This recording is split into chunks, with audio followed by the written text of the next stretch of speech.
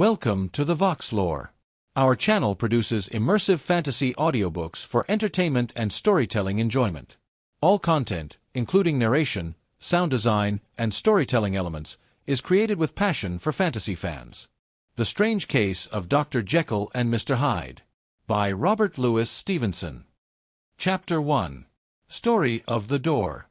Mr. Utterson the lawyer was a man of a rugged countenance that was never lighted by a smile, cold, scanty, and embarrassed in discourse, backward in sentiment, lean, long, dusty, dreary, and yet somehow lovable. At friendly meetings, and when the wine was to his taste, something eminently human beaconed from his eye, something indeed which never found its way into his talk, but which spoke not only in these silent symbols of the after-dinner face, but more often and loudly in the acts of his life. He was austere with himself, drank gin when he was alone, to mortify a taste for vintages, and though he enjoyed the theatre, had not crossed the doors of one for 20 years. But he had an approved tolerance for others, sometimes wondering, almost with envy, at the high pressure of spirits involved in their misdeeds, and in any extremity inclined to help rather than to reprove. "I incline to Cain's heresy," he used to say quaintly. "I let my brother go to the devil in his own way." In this character, it was frequently his fortune to be the last reputable acquaintance and the last good influence in the lives of down-going men. And to such as these, so long as they came about his chambers, he never marked a shade of change in his demeanor. No doubt the feat was easy to Mr. Utterson, for he was undemonstrative at the best, and even his friendship seemed to be founded in a similar catholicity of good nature.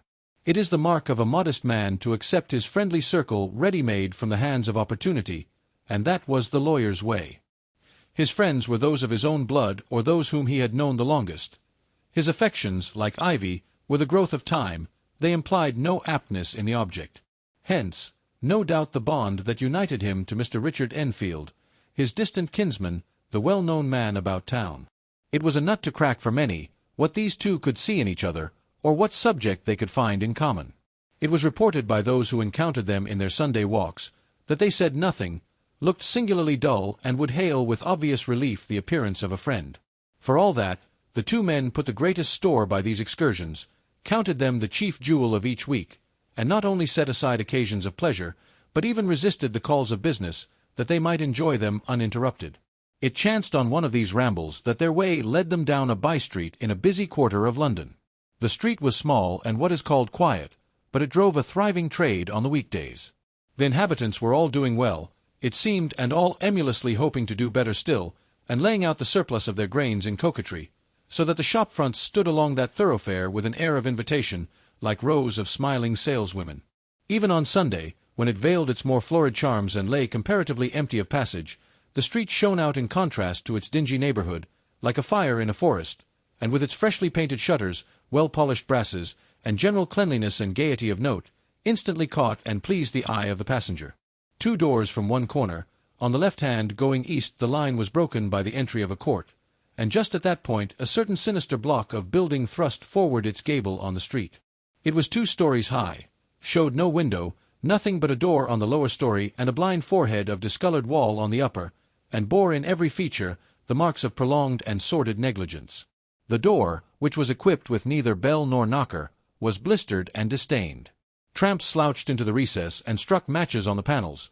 Children kept shop upon the steps. The schoolboy had tried his knife on the mouldings, and for close on a generation no one had appeared to drive away these random visitors or to repair their ravages. Mr. Enfield and the lawyer were on the other side of the by-street, but when they came abreast of the entry, the former lifted up his cane and pointed. "Did you ever remark that door?" he asked, and when his companion had replied in the affirmative, "It is connected in my mind," added he, "with a very odd story." "Indeed," said Mr. Utterson, with a slight change of voice. "And what was that?" "Well, it was this way," returned Mr. Enfield. "I was coming home from some place at the end of the world, about 3 o'clock of a black winter morning, and my way lay through a part of town where there was literally nothing to be seen but lamps. Street after street, and all the folks asleep, street after street, all lighted up as if for a procession, and all as empty as a church, till at last I got into that state of mind when a man listens and begins to long for the sight of a policeman. All at once, I saw 2 figures, one a little man who was stumping along eastward at a good walk, and the other a girl of maybe 8 or 10 who was running as hard as she was able down a cross-street. Well, sir, the 2 ran into one another naturally enough at the corner, And then came the horrible part of the thing, for the man trampled calmly over the child's body and left her screaming on the ground. It sounds nothing to hear, but it was hellish to see. It wasn't like a man, it was like some damned juggernaut. I gave a few hello, took to my heels, collared my gentleman, and brought him back to where there was already quite a group about the screaming child. He was perfectly cool and made no resistance, but gave me one look, so ugly that it brought out the sweat on me like running. The people who had turned out were the girl's own family, and pretty soon the doctor, for whom she had been sent, put in his appearance. Well, the child was not much the worse, more frightened, according to the sawbones, and there you might have supposed would be an end to it. But there was one curious circumstance. I had taken a loathing to my gentleman at first sight. So had the child's family, which was only natural. But the doctor's case was what struck me. He was the usual cut and dry apothecary, of no particular age and color, with a strong Edinburgh accent and about as emotional as a bagpipe. Well, sir, he was like the rest of us.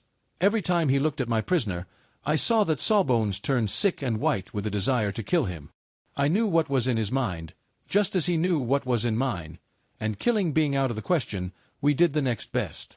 We told the man we could and would make such a scandal out of this as should make his name stink from one end of London to the other. If he had any friends or any credit, we undertook that he should lose them. And all the time, as we were pitching it in red hot, we were keeping the women off him as best we could, for they were as wild as harpies. I never saw a circle of such hateful faces, and there was the man in the middle, with a kind of black sneering coolness, frightened too, I could see that, but carrying it off, sir, really like Satan. "If you choose to make capital out of this accident," said he, "I am naturally helpless. No gentleman but wishes to avoid a scene," says he. "Name your figure." Well, we screwed him up to £100 for the child's family. He would have clearly liked to stick out, but there was something about the lot of us that meant mischief, and at last he struck. The next thing was to get the money, and where do you think he carried us but to that place with the door? Whipped out a key, went in, and presently came back with a matter of £10 in gold and a cheque for the balance on Coutz's, drawn payable to bearer and signed with a name that I can't mention, though it's one of the points of my story, but it was a name at least very well known and often printed. The figure was stiff, but the signature was good for more than that if it was only genuine. I took the liberty of pointing out to my gentleman that the whole business looked apocryphal, and that a man does not, in real life, walk into a cellar door at 4 in the morning and come out with another man's cheque for close upon £100. But he was quite easy and sneering. "Set your mind at rest," says he. "I will stay with you till the banks open and cash the cheque myself." So we all set off, the doctor and the child's father and our friend and myself, and passed the rest of the night in my chambers, and next day, when we had breakfasted, went in a body to the bank. I gave in the cheque myself, and said I had every reason to believe it was a forgery. Not a bit of it. The cheque was genuine. "Tut, tut," said Mr. Utterson. "I see you feel as I do," said Mr. Enfield. "Yes, it's a bad story. For my man was a fellow that nobody could have to do with, a really damnable man, and the person that drew the cheque is the very pink of the proprieties, celebrated too, and, what makes it worse, one of your fellows who do what they call good. Blackmail, I suppose. An honest man paying through the nose for some of the capers of his youth. Blackmail House is what I call the place with the door, in consequence. Though even that, you know, is far from explaining all," he added, and with the words fell into a vein of musing. From this he was recalled by Mr. Utterson asking rather suddenly, "And you don't know if the drawer of the cheque lives there?" "A likely place, isn't it?" returned Mr. Enfield. "But I happen to have noticed his address. He lives in some square or other." "And you never asked about the place with the door?" said Mr. Utterson. "No, sir, I had a delicacy," was the reply. "I feel very strongly about putting questions. It partakes too much of the style of the Day of Judgment. You start a question, and it's like starting a stone. You sit quietly on the top of a hill, and away the stone goes, starting others, and presently some bland old bird, the last you would have thought of, is knocked on the head in his own back garden, and the family have to change their name. No, sir, I make it a rule of mine, the more it looks like Queer Street, the less I ask." "A very good rule, too," said the lawyer. "But I have studied the place for myself," continued Mr. Enfield. "It seems scarcely a house. There is no other door, and nobody goes in or out of that one but, once in a great while, the gentleman of my adventure. There are 3 windows looking on the court on the first floor, none below. The windows are always shut, but they're clean. And then there is a chimney which is generally smoking, so somebody must live there. And yet it's not so sure, for the buildings are so packed together about the court that it's hard to say where one ends and another begins. The pair walked on again for a while in silence, and then, "Enfield," said Mr. Utterson, "that's a good rule of yours." "Yes, I think it is," returned Enfield. "But for all that," continued the lawyer, "there's one point I want to ask. I want to ask the name of that man who walked over the child." "Well," said Mr. Enfield, "I can't see what harm it would do. It was a man of the name of Hyde." Said Mr. Utterson. "What sort of a man is he to see?" "He is not easy to describe. There is something wrong with his appearance, something displeasing, something downright detestable. I never saw a man I so disliked, and yet I scarce know why. He must be deformed somewhere. He gives a strong feeling of deformity, although I couldn't specify the point. He's an extraordinary-looking man, and yet I really can name nothing out of the way.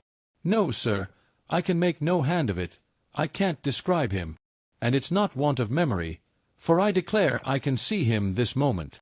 Mr. Utterson again walked some way in silence, and obviously under a weight of consideration.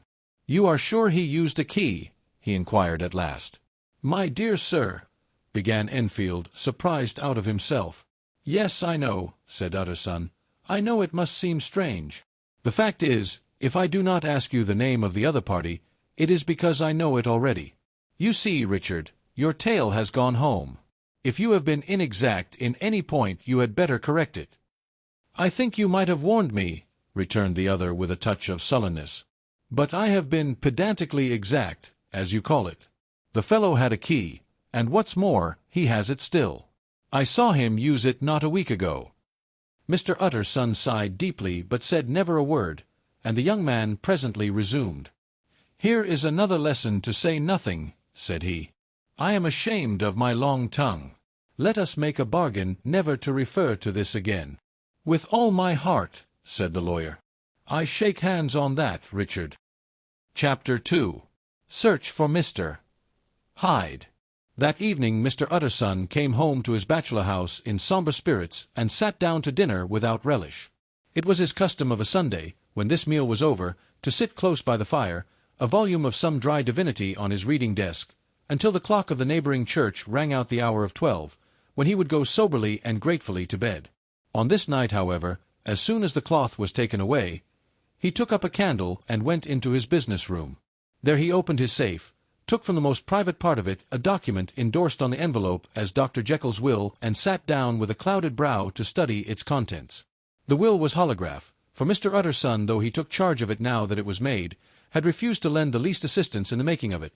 It provided not only that, in case of the decease of Henry Jekyll, M.D., D.C.L., LL.D., F.R.S., etc., all his possessions were to pass into the hands of his friend and benefactor Edward Hyde, but that in case of Dr. Jekyll's disappearance or unexplained absence for any period exceeding 3 calendar months, the said Edward Hyde should step into the said Henry Jekyll's shoes without further delay and free from any burthen or obligation beyond the payment of a few small sums to the members of the doctor's household. This document had long been the lawyer's eyesore. It offended him both as a lawyer and as a lover of the sane and customary sides of life, to whom the fanciful was the immodest. And hitherto it was his ignorance of Mr. Hyde that had swelled his indignation. Now, by a sudden turn, it was his knowledge. It was already bad enough when the name was but a name of which he could learn no more. It was worse when it began to be clothed upon with detestable attributes, and out of the shifting, insubstantial mists that had so long baffled his eye, there leaped up the sudden, definite presentment of a fiend. "I thought it was madness," he said, as he replaced the obnoxious paper in the safe, "and now I begin to fear it is disgrace." With that he blew out his candle, put on a greatcoat, and set forth in the direction of Cavendish Square, that citadel of medicine, where his friend, the great Dr. Lanyon, had his house and received his crowding patients. If anyone knows, it will be Lanyon, he had thought. The solemn butler knew and welcomed him. He was subjected to no stage of delay, but ushered direct from the door to the dining-room where Dr. Lanyon sat alone over his wine. This was a hearty, healthy, dapper, red-faced gentleman, with a shock of hair prematurely white, and a boisterous and decided manner. At sight of Mr. Utterson, he sprang up from his chair and welcomed him with both hands. The geniality, as was the way of the man, was somewhat theatrical to the eye, but it reposed on genuine feeling. For these two were old friends, old mates both at school and college, both thorough respecters of themselves and of each other, and what does not always follow, men who thoroughly enjoyed each other's company. After a little rambling talk, the lawyer led up to the subject which so disagreeably preoccupied his mind. "I suppose, Lanyon," said he, "you and I must be the two oldest friends that Henry Jekyll has?" "I wish the friends were younger," chuckled Dr. Lanyon. "But I suppose we are. And what of that? I see little of him now." "Indeed," said Utterson. "I thought you had a bond of common interest." "We had," was the reply. "But it is more than 10 years since Henry Jekyll became too fanciful for me. He began to go wrong in mind, and though of course I continue to take an interest in him for old sake's sake, as they say, I see and I have seen devilish little of the man. Such unscientific balderdash," added the doctor, flushing suddenly purple, "would have estranged Damon and Pythias." This little spirit of temper was somewhat of a relief to Mr. Utterson. They have only differed on some point of science, he thought, and being a man of no scientific passions, except in the matter of conveyancing, he even added, "It is nothing worse than that." He gave his friend a few seconds to recover his composure, and then approached the question he had come to put.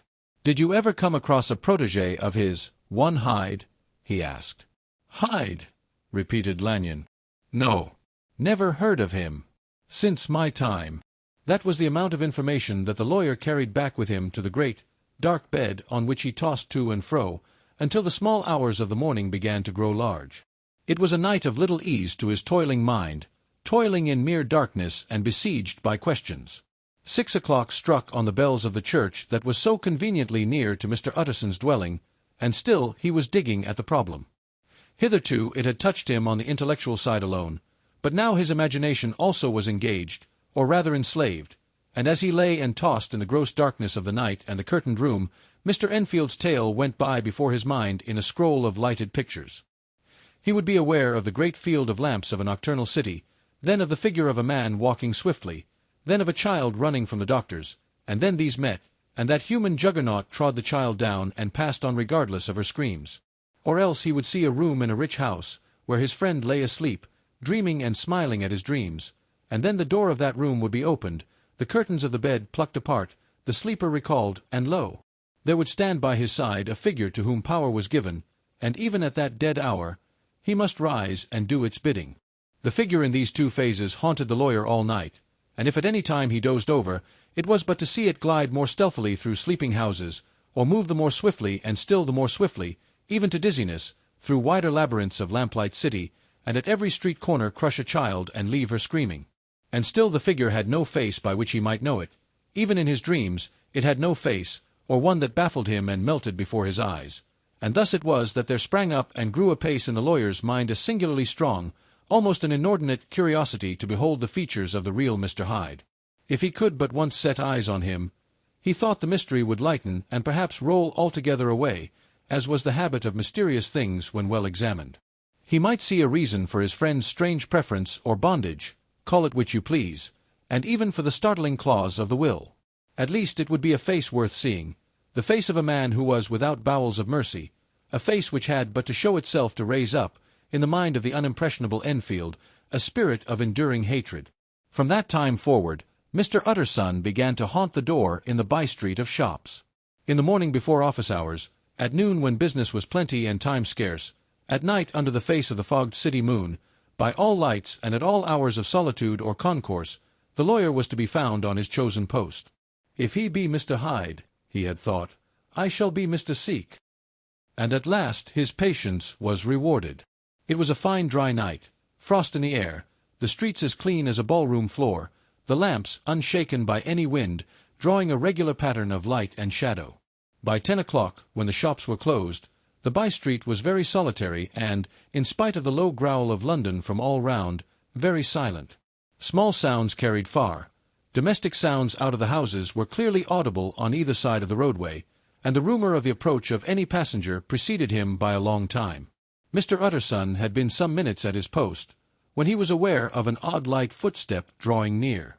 In the course of his nightly patrols, he had long grown accustomed to the quaint effect with which the footfalls of a single person, while he is still a great way off, suddenly spring out distinct from the vast hum and clatter of the city. Yet his attention had never before been so sharply and decisively arrested, and it was with a strong, superstitious prevision of success that he withdrew into the entry of the court. The steps drew swiftly nearer, and swelled out suddenly louder as they turned the end of the street. The lawyer, looking forth from the entry, could soon see what manner of man he had to deal with. He was small and very plainly dressed, and the look of him, even at that distance, went somehow strongly against the watcher's inclination. But he made straight for the door, crossing the roadway to save time, and as he came, he drew a key from his pocket like one approaching home.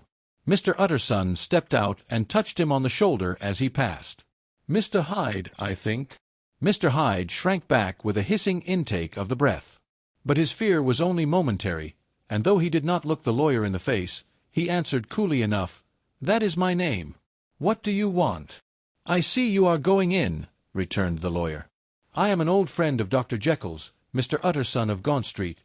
You must have heard of my name, and meeting you so conveniently, I thought you might admit me."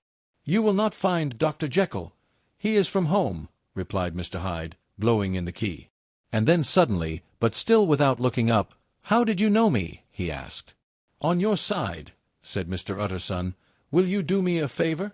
"With pleasure," replied the other. "What shall it be?" "Will you let me see your face?" asked the lawyer. Mr. Hyde appeared to hesitate, and then, as if upon some sudden reflection, fronted about with an air of defiance, and the pair stared at each other pretty fixedly for a few seconds. "Now I shall know you again," said Mr. Utterson. "It may be useful." "Yes," returned Mr. Hyde. "It is as well we have met, and à propos you should have my address." And he gave a number of a street in Soho. "Good God," thought Mr. Utterson, "can he, too, have been thinking of the will?" But he kept his feelings to himself, and only grunted in acknowledgment of the address. "And now," said the other, "how did you know me?" "By description," was the reply. "Whose description?" "We have common friends," said Mr. Utterson. "Common friends," echoed Mr. Hyde, a little hoarsely. "Who are they?" "Jekyll, for instance," said the lawyer. "He never told you," cried Mr. Hyde, with a flush of anger. "I did not think you would have lied." "Come," said Mr. Utterson, "that is not fitting language." The other snarled aloud into a savage laugh, and the next moment, with extraordinary quickness, he had unlocked the door and disappeared into the house. The lawyer stood a while when Mr. Hyde had left him, the picture of disquietude.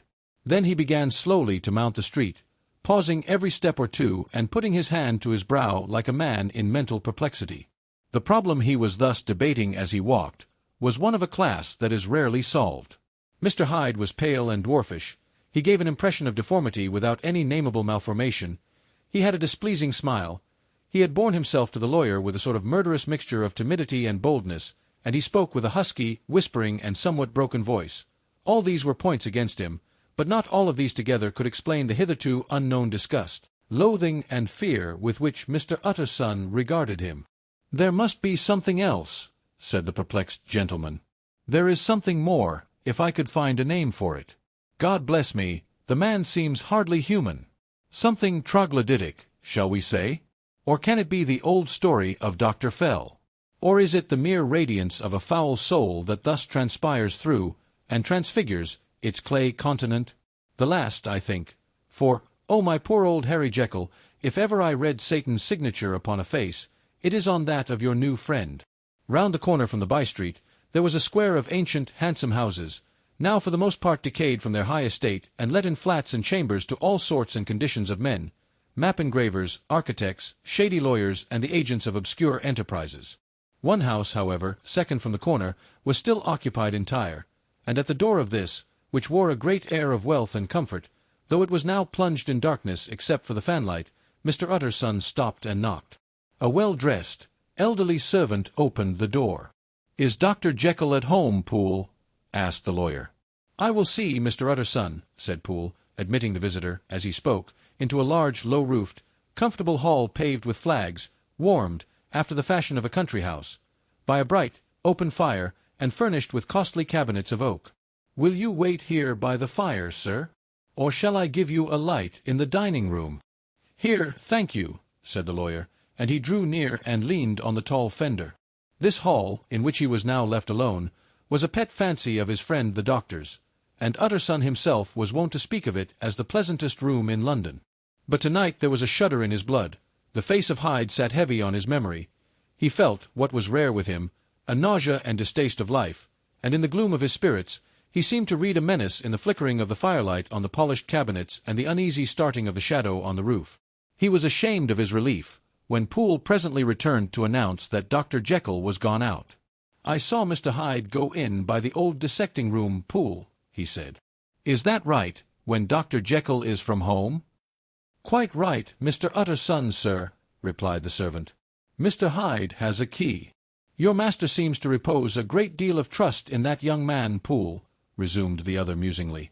"Yes, sir, he does indeed," said Poole. "We have all orders to obey him." "I do not think I ever met Mr. Hyde?" asked Utterson. "Oh, dear no, sir." "He never dines here," replied the butler. "Indeed, we see very little of him on this side of the house. He mostly comes and goes by the laboratory." "Well, good night, Poole." "Good night, Mr. Utterson." And the lawyer set out homeward with a very heavy heart. "Poor Harry Jekyll," he thought. "My mind gives me he is in deep waters. He was wild when he was young, a long while ago to be sure, but in the law of God there is no statute of limitations.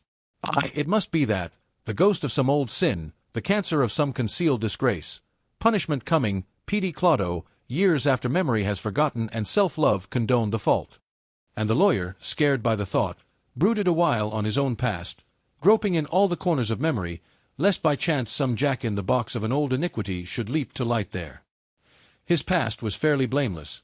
Few men could read the rolls of their life with less apprehension, yet he was humbled to the dust by the many ill things he had done, and raised up again into a sober and fearful gratitude by the many he had come so near to doing yet avoided. And then by a return on his former subject, he conceived a spark of hope. This Master Hyde, if he were studied, thought he, must have secrets of his own, black secrets, by the look of him, secrets compared to which poor Jekyll's worst would be like sunshine. Things cannot continue as they are. It turns me cold to think of this creature stealing like a thief to Harry's bedside. Poor Harry, what awakening!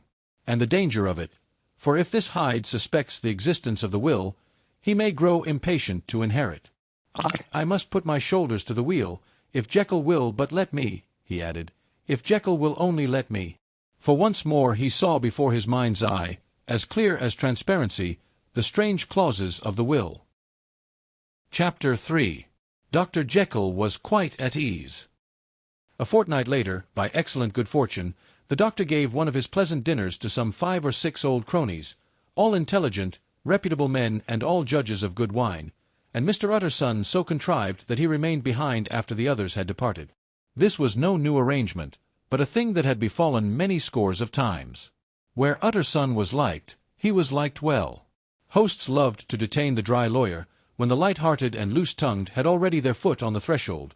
They liked to sit a while in his unobtrusive company, practising for solitude, sobering their minds in the man's rich silence after the expense and strain of gaiety. To this rule, Dr. Jekyll was no exception, and as he now sat on the opposite side of the fire, a large, well-made, smooth-faced man of 50, with something of a slyish cast perhaps, but every mark of capacity and kindness, you could see by his looks that he cherished for Mr. Utterson a sincere and warm affection. "I have been wanting to speak to you, Jekyll," began the latter. "You know that will of yours." A close observer might have gathered that the topic was distasteful, but the doctor carried it off gaily. "My poor Utterson," said he, "you are unfortunate in such a client. I never saw a man so distressed as you were by my will, unless it were that hide-bound pedant, Lanyon, at what he called my scientific heresies. Oh, I know he's a good fellow, you needn't frown, an excellent fellow, and I always mean to see more of him, but a hide-bound pedant for all that, an ignorant, blatant pedant. I was never more disappointed in any man than Lanyon. You know I never approved of it," pursued Utterson, ruthlessly disregarding the fresh topic. "My will." "Yes, certainly, I know that," said the doctor, a trifle sharply. "You have told me so." "Well, I tell you so again," continued the lawyer. "I have been learning something of young Hyde." The large handsome face of Dr. Jekyll grew pale to the very lips, and there came a blackness about his eyes. "I do not care to hear more," said he.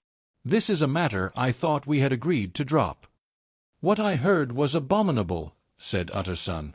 "It can make no change." "You do not understand my position," returned the doctor, with a certain incoherency of manner. "I am painfully situated, Utterson. My position is a very strange one. It is one of those affairs that cannot be mended by talking." "Jekyll," said Utterson, "you know me. I am a man to be trusted. Make a clean breast of this in confidence, and I make no doubt I can get you out of it." "My good Utterson," said the doctor, "this is very good of you, this is downright good of you, and I cannot find words to thank you in. I believe you fully. I would trust you before any man alive, aye, before myself, if I could make the choice. But indeed it isn't what you fancy. It is not as bad as that, and just to put your good heart at rest, I will tell you one thing. The moment I choose, I can be rid of Mr. Hyde. I give you my hand upon that, and I thank you again and again, and I will just add one little word, Utterson, that I'm sure you'll take in good part. This is a private matter, and I beg of you to let it sleep." Utterson reflected a little, looking in the fire. "I have no doubt you are perfectly right," he said at last, getting to his feet.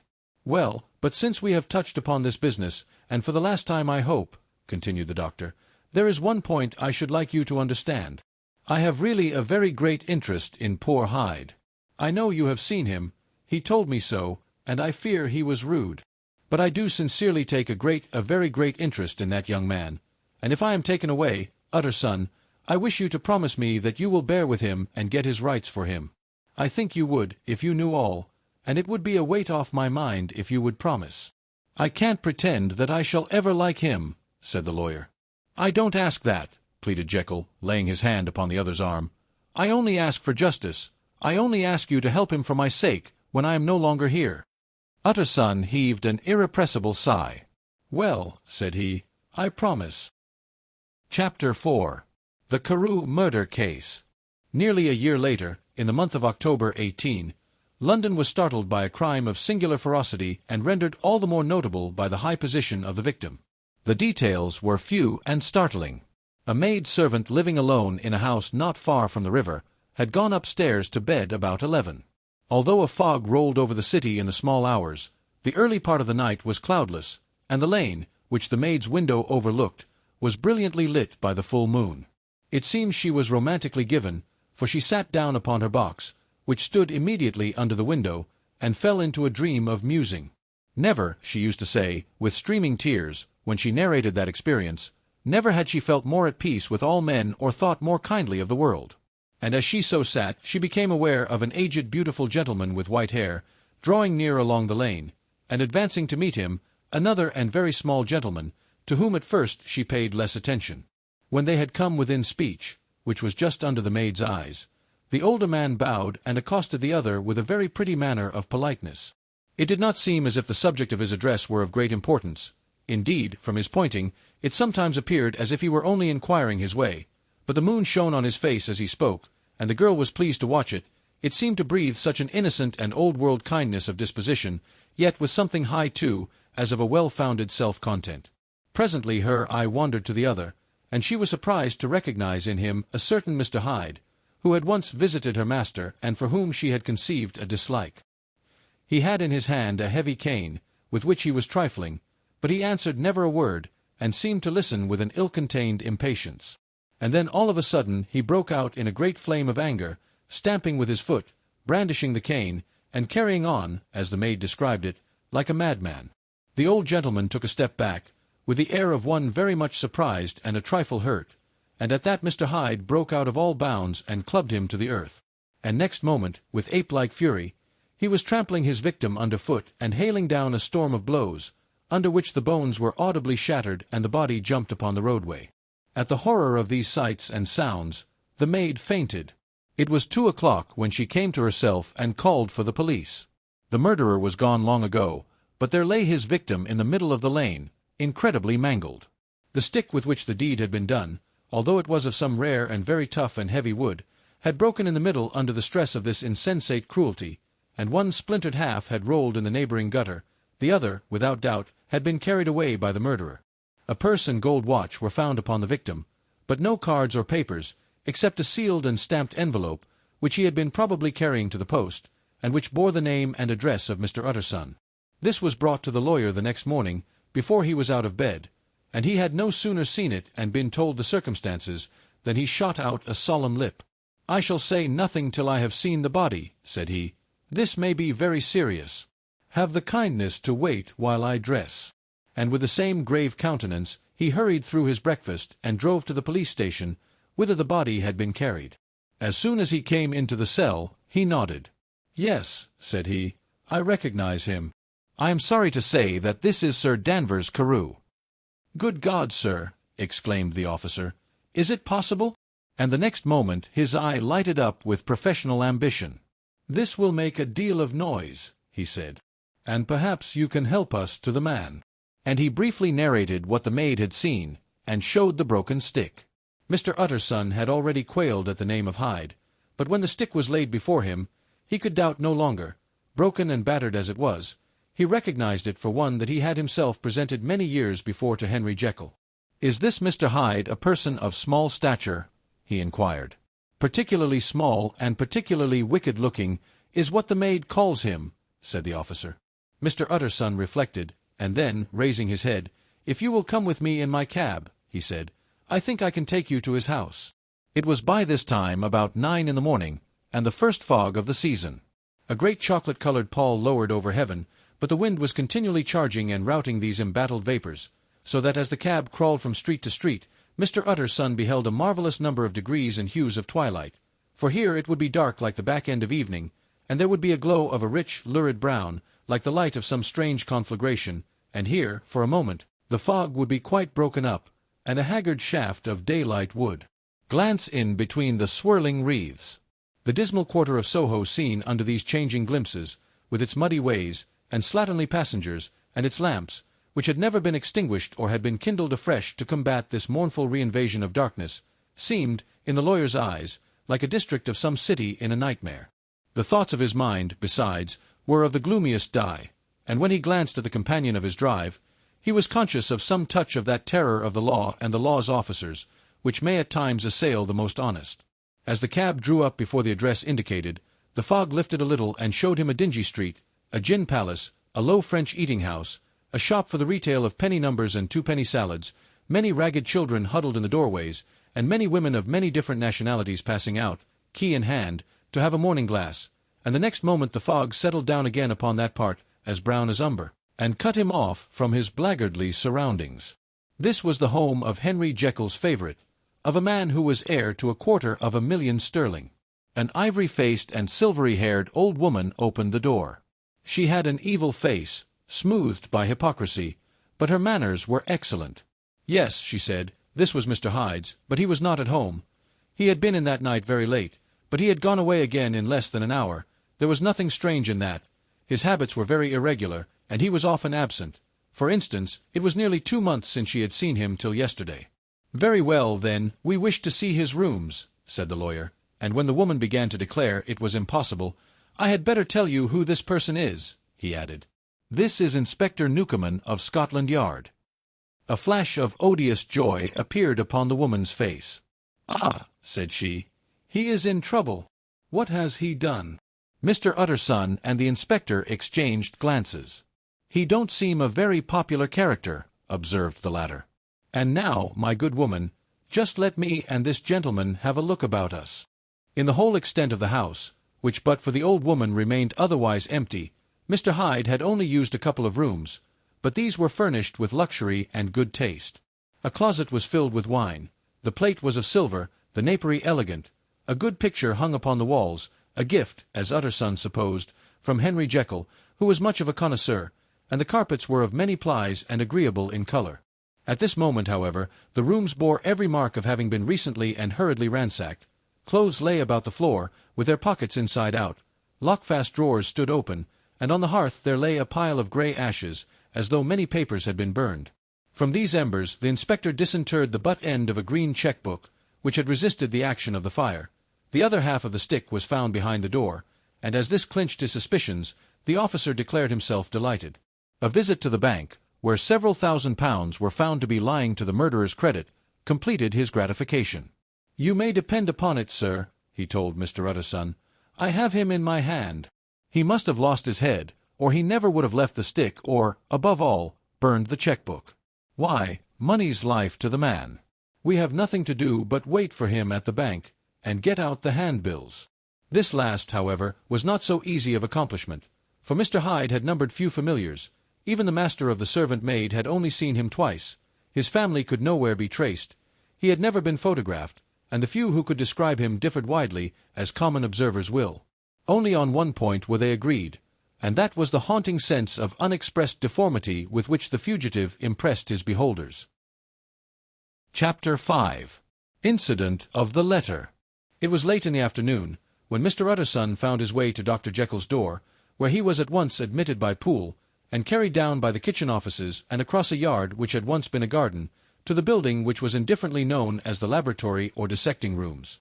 The doctor had bought the house from the heirs of a celebrated surgeon, and his own tastes being rather chemical than anatomical, had changed the destination of the block at the bottom of the garden.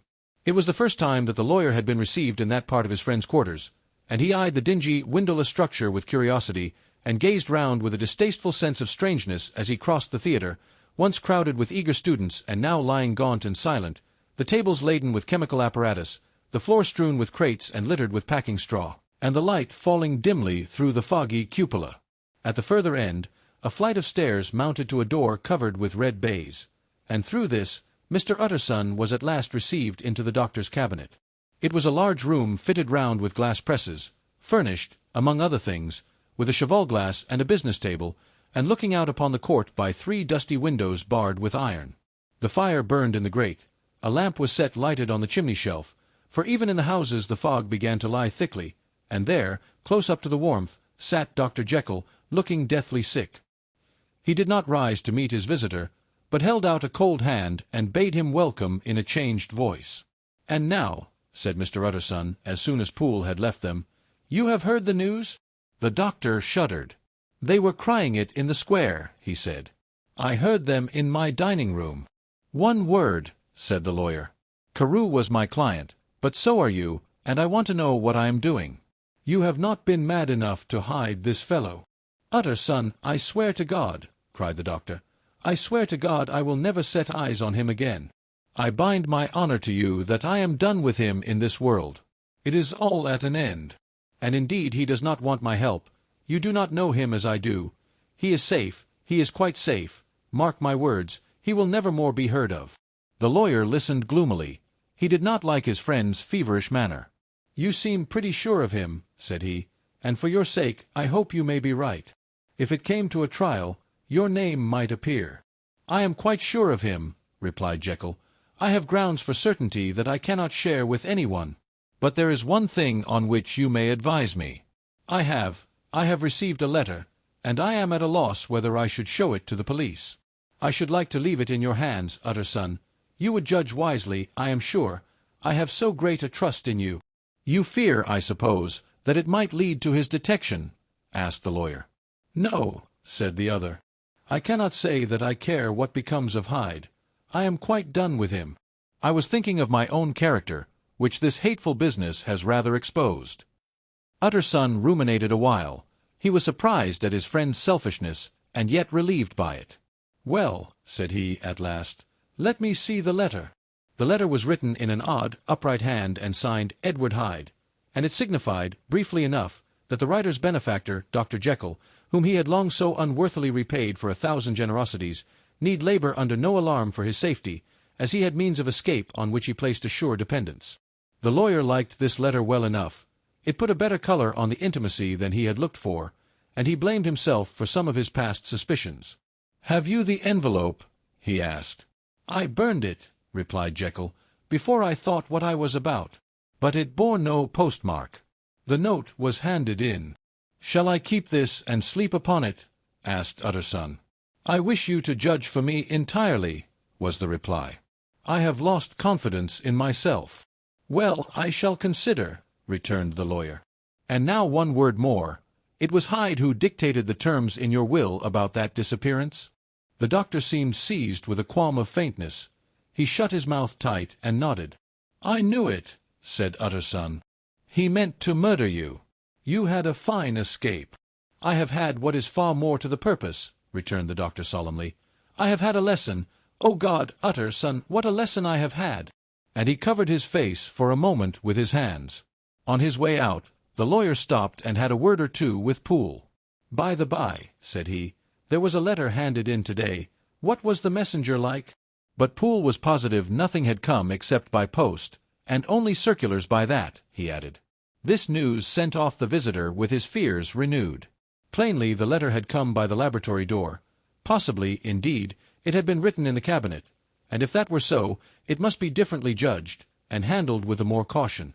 The newsboys, as he went, were crying themselves hoarse along the footways. Special edition. Shocking murder of an MP. That was the funeral oration of one friend and client, and he could not help a certain apprehension lest the good name of another should be sucked down in the eddy of the scandal. It was, at least, a ticklish decision that he had to make, and self-reliant as he was by habit, he began to cherish a longing for advice.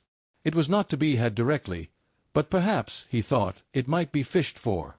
Presently after, he sat on one side of his own hearth, with Mr. Guest, his head clerk, upon the other, and midway between, at a nicely calculated distance from the fire, a bottle of a particular old wine that had long dwelt unsunned in the foundations of his house.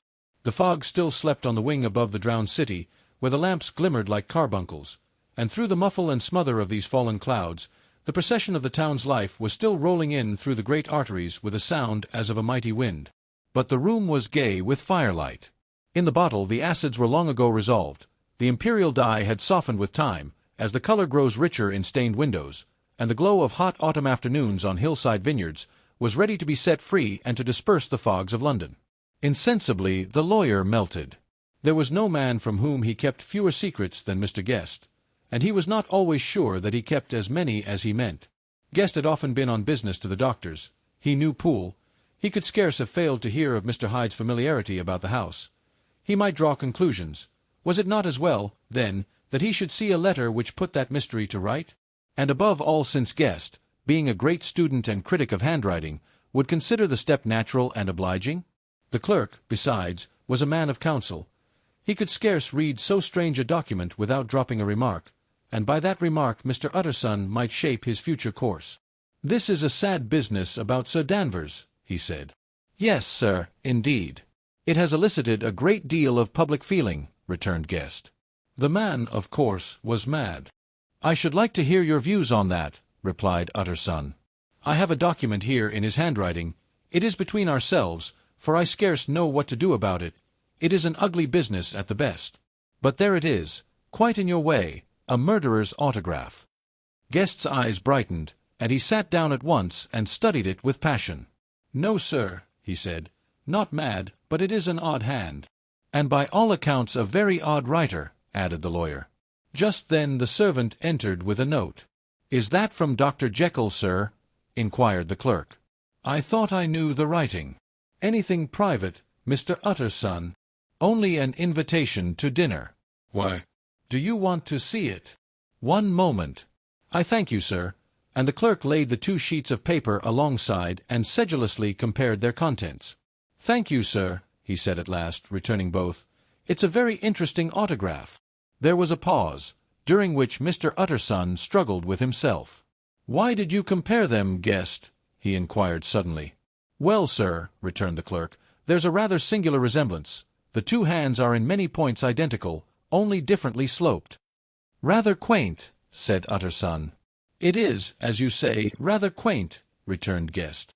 "I wouldn't speak of this note, you know," said the master. "No, sir," said the clerk. "I understand." But no sooner was Mr. Utterson alone that night than he locked the note into his safe, where it reposed from that time forward. "What?" he thought. "Henry Jekyll forged for a murderer!" And his blood ran cold in his veins. Chapter 6. Incident of Dr. Lanyon. Time ran on.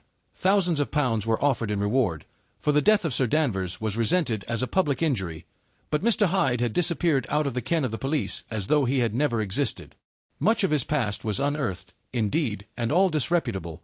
Tales came out of the man's cruelty, at once so callous and violent, of his vile life, of his strange associates, of the hatred that seemed to have surrounded his career, but of his present whereabouts, not a whisper.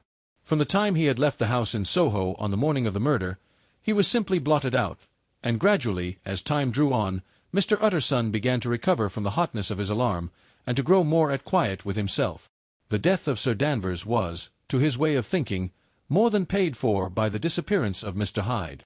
Now that that evil influence had been withdrawn, a new life began for Dr. Jekyll. He came out of his seclusion, renewed relations with his friends, became once more their familiar guest and entertainer, and whilst he had always been known for charities, he was now no less distinguished for religion. He was busy, he was much in the open air, he did good. His face seemed to open and brighten, as if with an inward consciousness of service, and for more than 2 months the doctor was at peace. On the 8th of January Utterson had dined at the doctor's with a small party. Lanyon had been there, and the face of the host had looked from one to the other as in the old days when the trio were inseparable friends. On the 12th, and again on the 14th, the door was shut against the lawyer. The doctor was confined to the house, Poole said, and saw no one. On the 15th he tried again, and was again refused, and having now been used for the last 2 months to see his friend almost daily, he found this return of solitude to weigh upon his spirits. The 5th night he had in guest to dine with him, and the 6th he betook himself to Dr. Lanyon's. There at least he was not denied admittance, but when he came in, he was shocked at the change which had taken place in the doctor's appearance. He had his death warrant written legibly upon his face. The rosy man had grown pale, his flesh had fallen away, he was visibly balder and older, and yet it was not so much these tokens of a swift physical decay that arrested the lawyer's notice, as a look in the eye and quality of manner that seemed to testify to some deep-seated terror of the mind. It was unlikely that the doctor should fear death, and yet that was what Utterson was tempted to suspect. Yes, he thought, he is a doctor, he must know his own state and that his days are counted, and the knowledge is more than he can bear. And yet when Utterson remarked on his ill looks, it was with an air of great firmness that Lanyon declared himself a doomed man. "I have had a shock," he said, "and I shall never recover. It is a question of weeks. Well, life has been pleasant. I liked it. Yes, sir, I used to like it. I sometimes think if we knew all, we should be more glad to get away." "Jekyll is ill too," observed Utterson. "Have you seen him?" But Lanyon's face changed, and he held up a trembling hand. "I wish to see or hear no more of Dr. Jekyll," he said in a loud, unsteady voice. "I am quite done with that person, and I beg that you will spare me any allusion to one whom I regard as dead." "Tut, tut," said Mr. Utterson, and then after a considerable pause, "Can't I do anything?" he inquired. "We are 3 very old friends, Lanyon. We shall not live to make others." "Nothing can be done," returned Lanyon. "Ask himself." "He will not see me," said the lawyer. "I am not surprised at that," was the reply. "Some day, Utterson, after I am dead, you may perhaps come to learn the right and wrong of this. I cannot tell you. And in the meantime, if you can sit and talk with me of other things, for God's sake, stay and do so. But if you cannot keep clear of this accursed topic, then in God's name, go, for I cannot bear it." As soon as he got home, Utterson sat down and wrote to Jekyll, complaining of his exclusion from the house, and asking the cause of this unhappy break with Lanyon, and the next day brought him a long answer, often very pathetically worded, and sometimes darkly mysterious in drift. The quarrel with Lanyon was incurable. "I do not blame our old friend," Jekyll wrote, "but I share his view that we must never meet. I mean from henceforth to lead a life of extreme seclusion. You must not be surprised, nor must you doubt my friendship, if my door is often shut even to you. You must suffer me to go my own dark way. I have brought on myself a punishment and a danger that I cannot name. If I am the chief of sinners, I am the chief of sufferers also. I could not think that this earth contained a place for sufferings and terrors so unmanning, and you can do but one thing, Utterson, to lighten this destiny, and that is to respect my silence." Utterson was amazed. The dark influence of Hyde had been withdrawn, the doctor had returned to his old tasks and amities. A week ago, the prospect had smiled with every promise of a cheerful and an honored age, and now in a moment, friendship and peace of mind, and the whole tenor of his life were wrecked. So great and unprepared a change pointed to madness. But in view of Lanyon's manner and words, There must lie for it some deeper ground. A week afterwards Dr. Lanyon took to his bed, and in something less than a fortnight he was dead. The night after the funeral, at which he had been sadly affected, Utterson locked the door of his business room, and sitting there by the light of a melancholy candle, drew out and set before him an envelope addressed by the hand and sealed with the seal of his dead friend. Private, for the hands of G.J. Utterson alone, and in case of his predeceased to be destroyed unread. So it was emphatically superscribed, and the lawyer dreaded to behold the contents.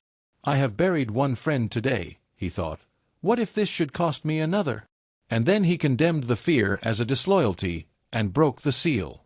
Within there was another enclosure, likewise sealed, and marked upon the cover as not to be opened till the death or disappearance of Dr. Henry Jekyll. Utterson could not trust his eyes. Yes, it was disappearance. Here again, as in the mad will which he had long ago restored to its author, here again were the idea of a disappearance and the name of Henry Jekyll Brackett.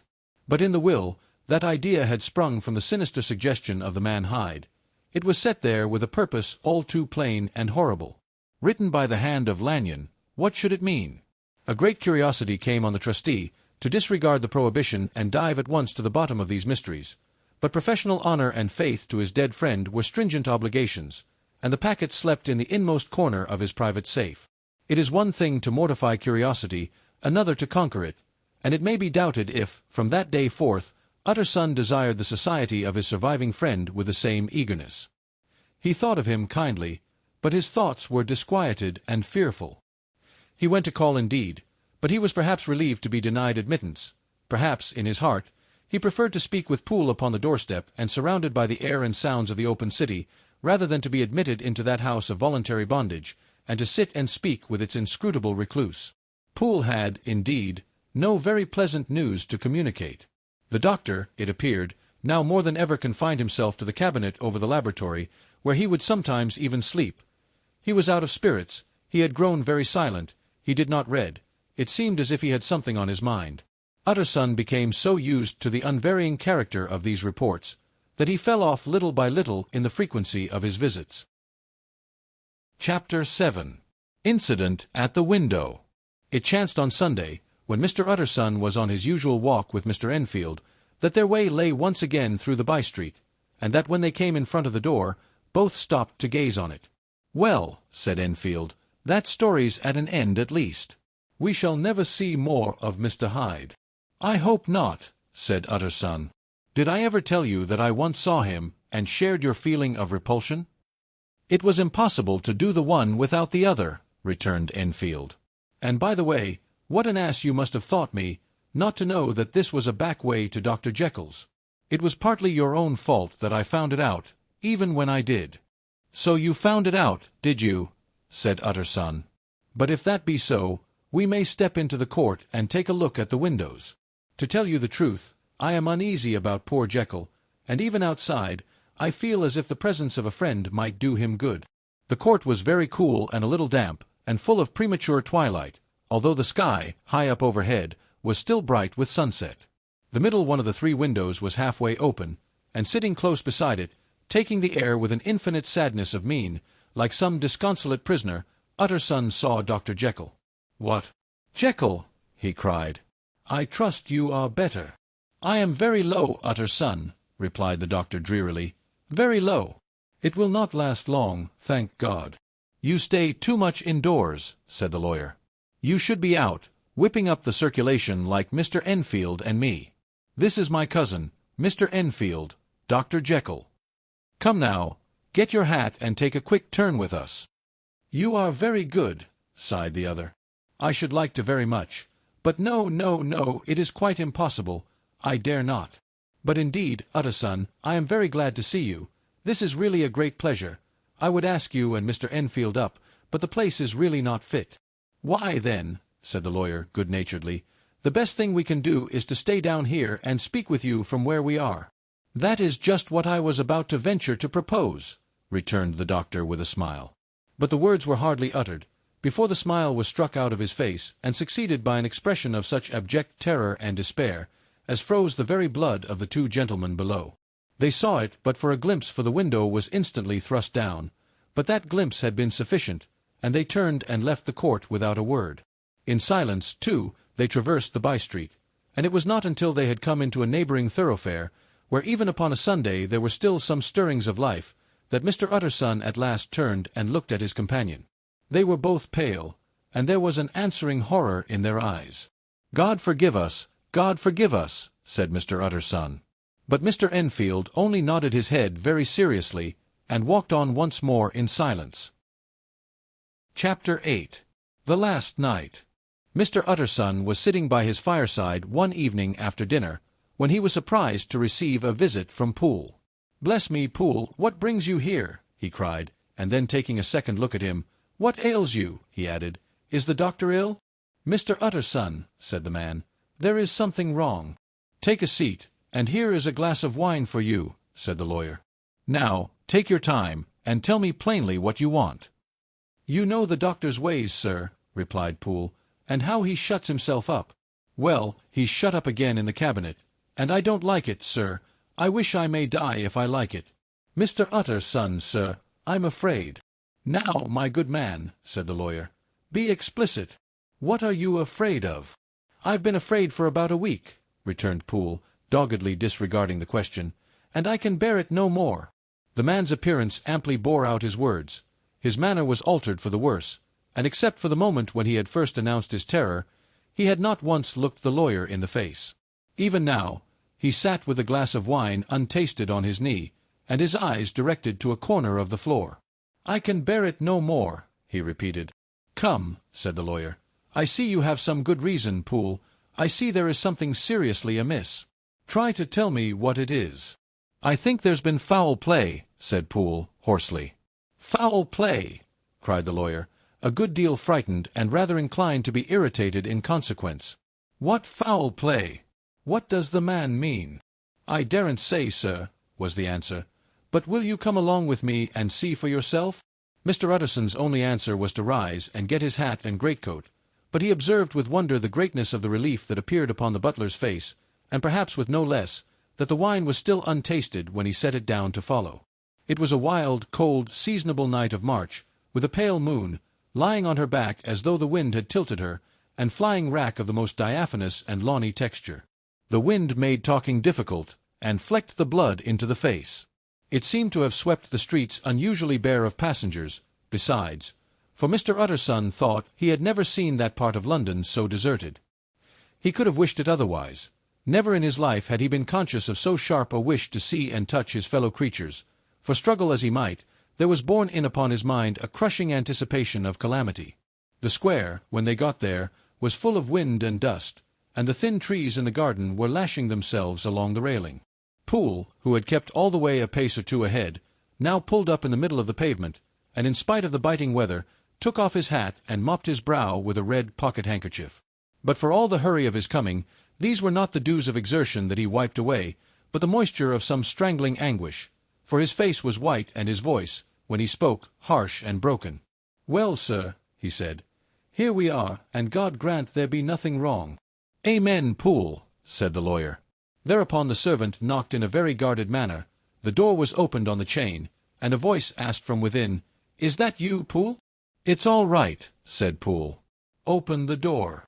The hall, when they entered it, was brightly lighted up, the fire was built high, and about the hearth the whole of the servants, men and women, stood huddled together like a flock of sheep.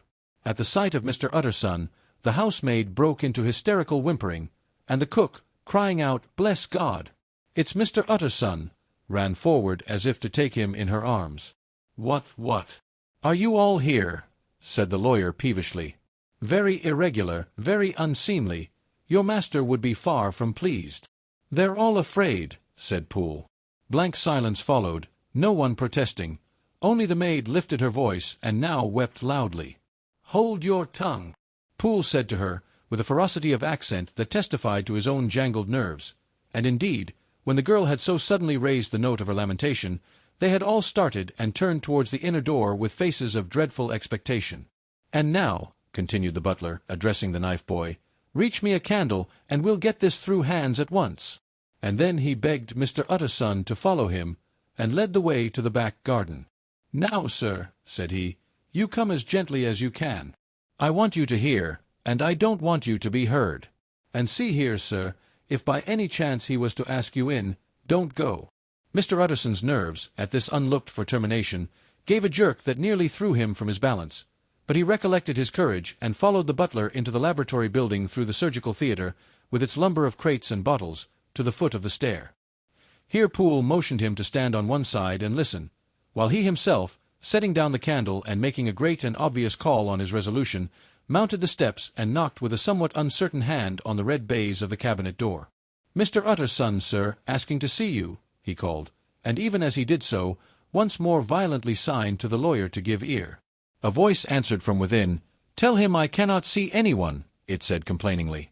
"Thank you, sir," said Poole, with a note of something like triumph in his voice, and taking up his candle, he led Mr. Utterson back across the yard and into the great kitchen, where the fire was out and the beetles were leaping on the floor. "Sir," he said, looking Mr. Utterson in the eyes, "was that my master's voice?" "It seems much changed," replied the lawyer, very pale, but giving look for look. "Changed? Well, yes, I think so," said the butler. "Have I been 20 years in this man's house, to be deceived about his voice? No, sir, master's made away with.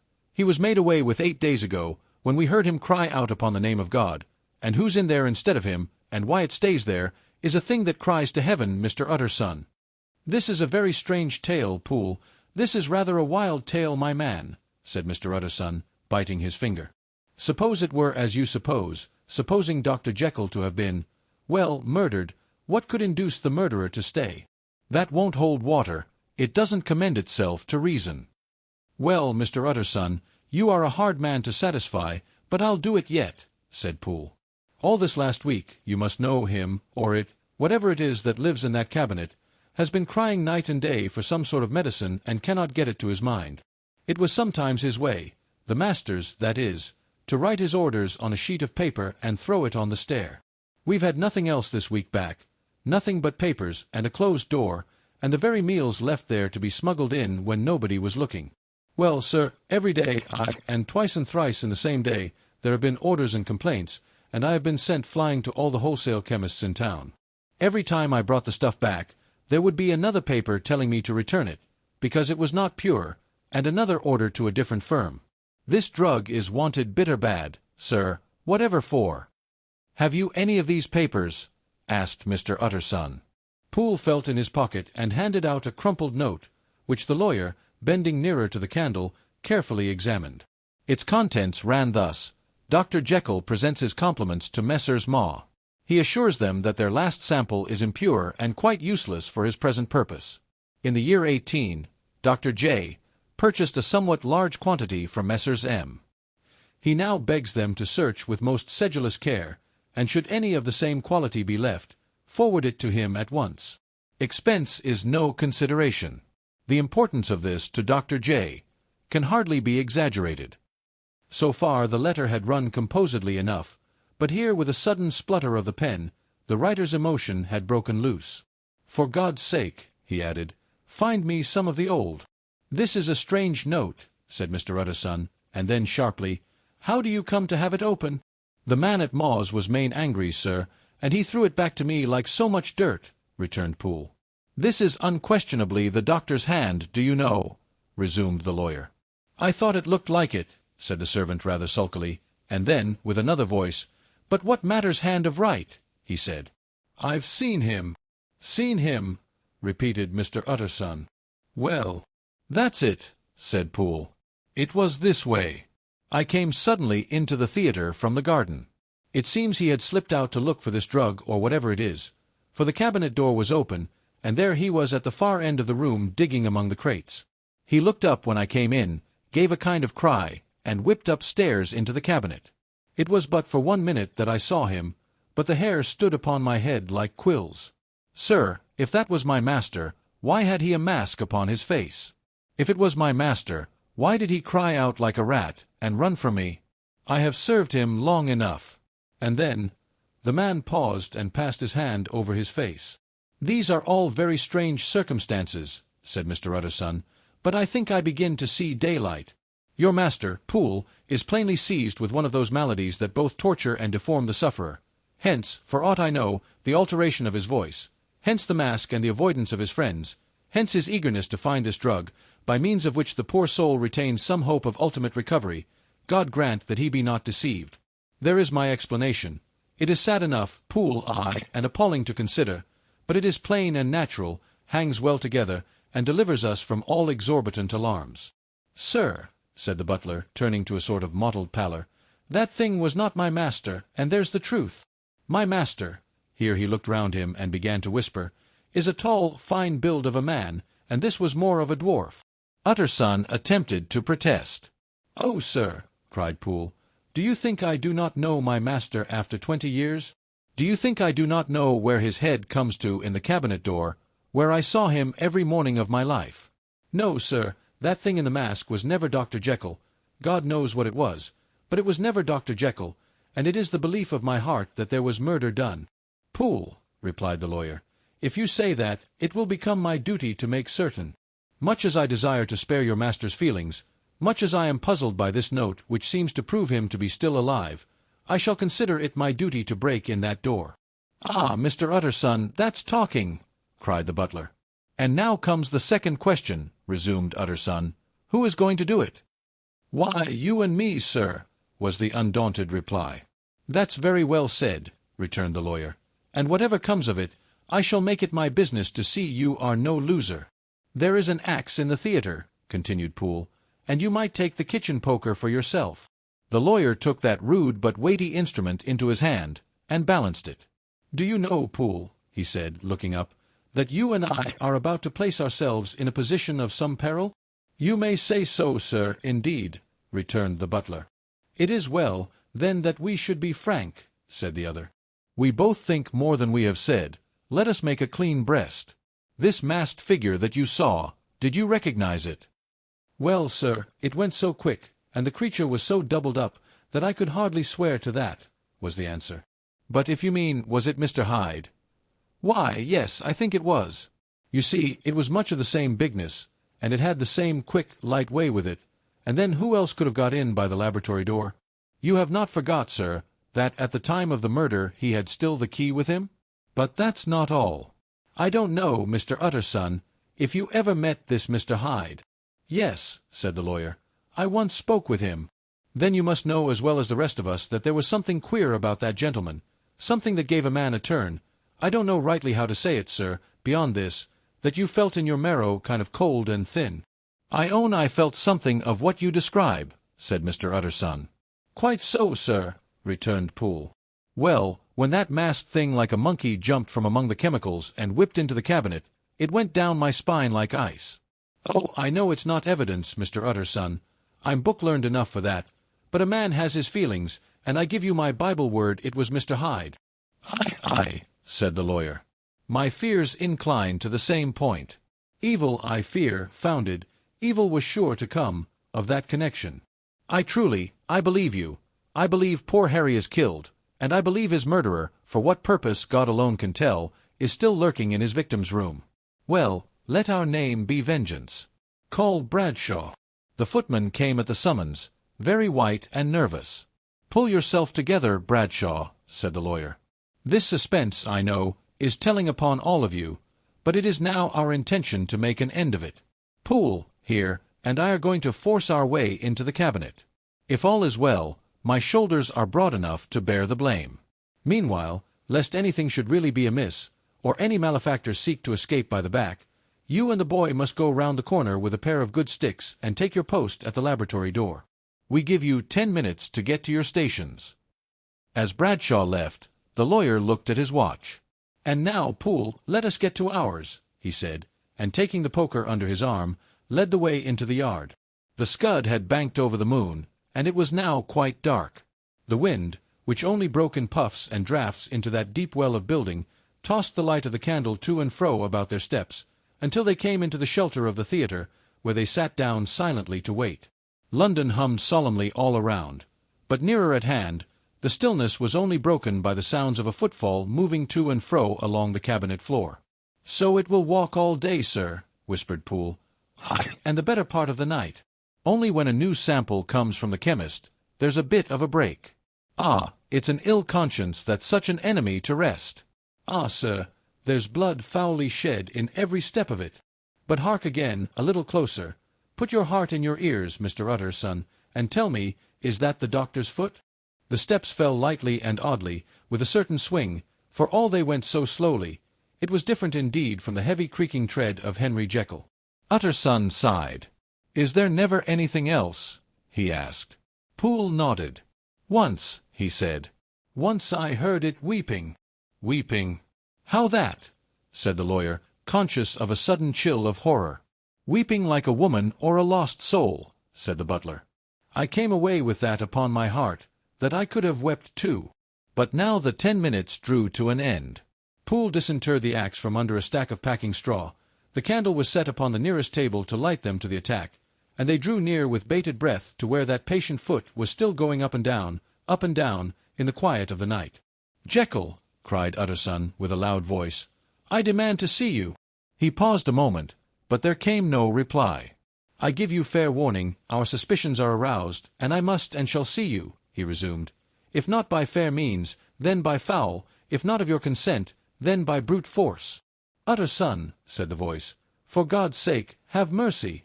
"Ah, that's not Jekyll's voice, it's Hyde's," cried Utterson. "Down with the door, Poole." Poole swung the axe over his shoulder. The blow shook the building, and the red baize door leaped against the lock and hinges. A dismal screech, as of mere animal terror, rang from the cabinet. Up went the axe again, and again the panels crashed and the frame bounded. For times the blow fell, but the wood was tough and the fittings were of excellent workmanship, and it was not until the fifth that the lock burst and the wreck of the door fell inwards on the carpet.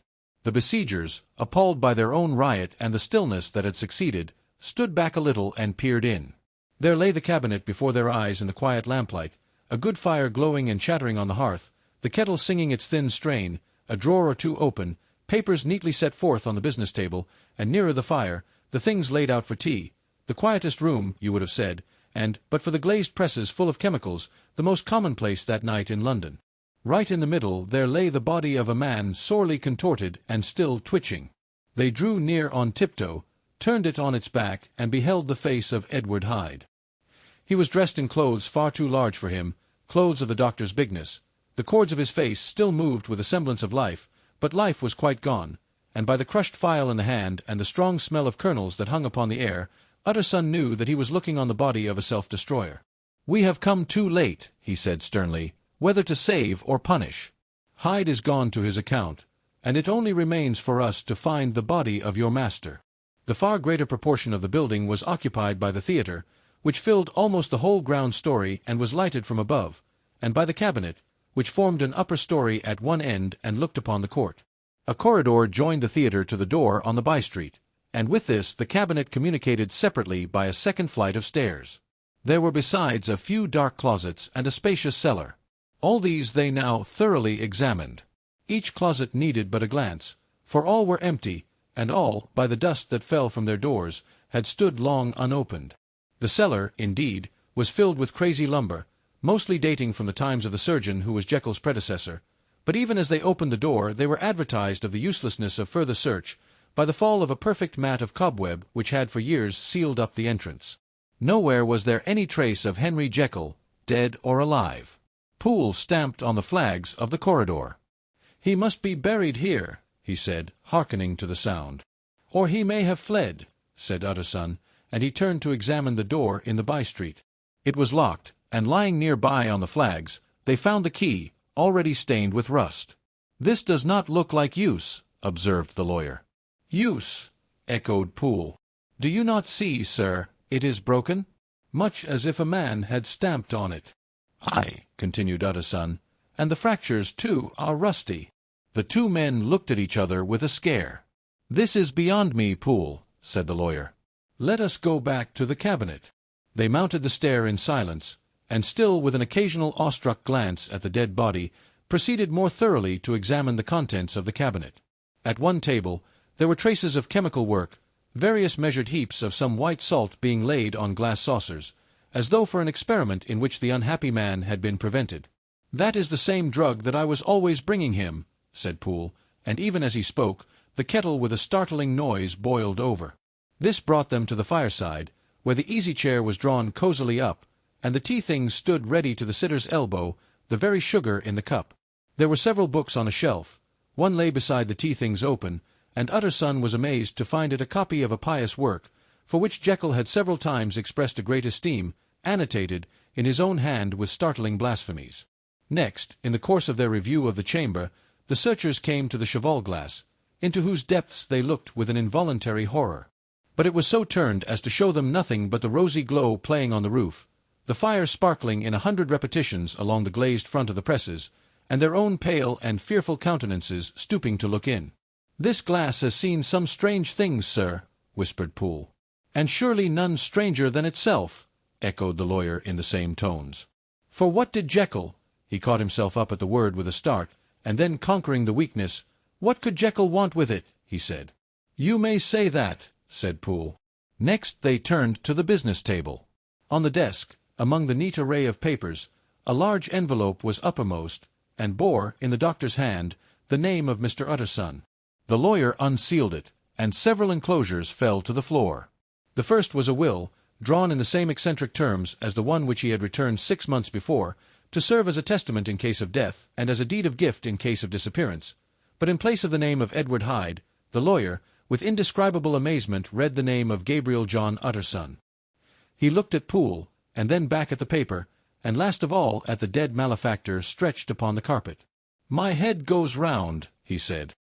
"He has been all these days in possession. He had no cause to like me. He must have raged to see himself displaced, and he has not destroyed this document." He caught up the next paper. It was a brief note in the doctor's hand, and dated at the top. "Oh, Poole," the lawyer cried, "he was alive and here this day. He cannot have been disposed of in so short a space. He must be still alive. He must have fled. And then, why fled? And how? And in that case, can we venture to declare this suicide? Oh, we must be careful.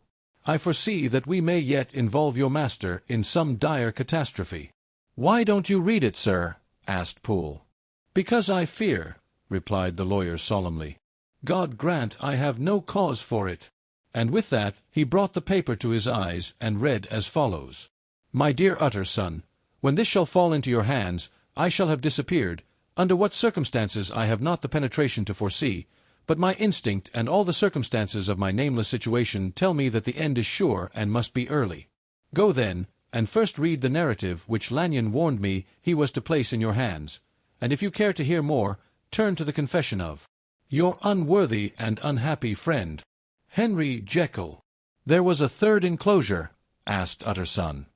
"Here, sir," said Poole, and gave into his hands a considerable packet sealed in several places. The lawyer put it in his pocket. "I would say nothing of this paper. If your master has fled or is dead, we may at least save his credit. It is now 10. I must go home and read these documents in quiet, but I shall be back before midnight, when we shall send for the police." They went out, locking the door of the theatre behind them, and Utterson, once more leaving the servants gathered about the fire in the hall, trudged back to his office to read the 2 narratives in which this mystery was now to be explained. Chapter 9. Dr. Lanyon's Narrative.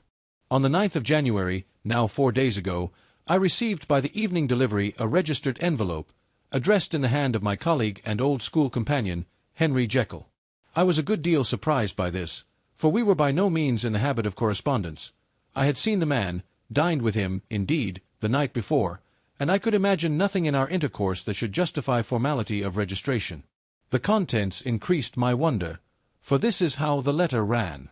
December 10th, 18. Dear Lanyon, you are one of my oldest friends, and although we may have differed at times on scientific questions, I cannot remember, at least on my side, any break in our affection. There was never a day when, if you had said to me, "Jekyll, my life, my honor, my reason, depend upon you," I would not have sacrificed my left hand to help you. Lanyon, my life, my honor, my reason, are all at your mercy. If you fail me tonight, I am lost. You might suppose, after this preface, that I am going to ask you for something dishonorable to grant. Judge for yourself. I want you to postpone all other engagements for tonight. Even if you were summoned to the bedside of an emperor, to take a cab, unless your carriage should be actually at the door, and with this letter in your hand for consultation, to drive straight to my house. Poole, my butler, has his orders. You will find him waiting your arrival with a locksmith. The door of my cabinet is then to be forced, and you are to go in alone, to open the glazed press, letter E, on the left hand, breaking the lock if it be shut, and to draw out, with all its contents as they stand, the fourth drawer from the top or, which is the same thing, the third from the bottom. In my extreme distress of mind, I have a morbid fear of misdirecting you, but even if I am in error, you may know the right drawer by its contents, some powders, a file, and a paper book.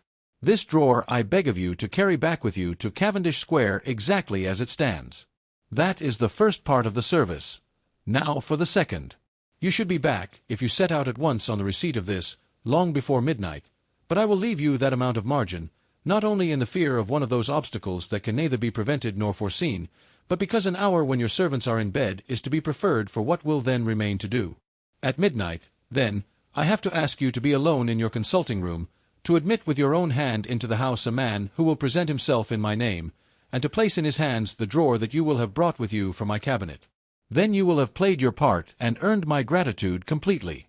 5 minutes afterwards, if you insist upon an explanation, you will have understood that these arrangements are of capital importance, and that by the neglect of one of them, fantastic as they must appear, you might have charged your conscience with my death or the shipwreck of my reason.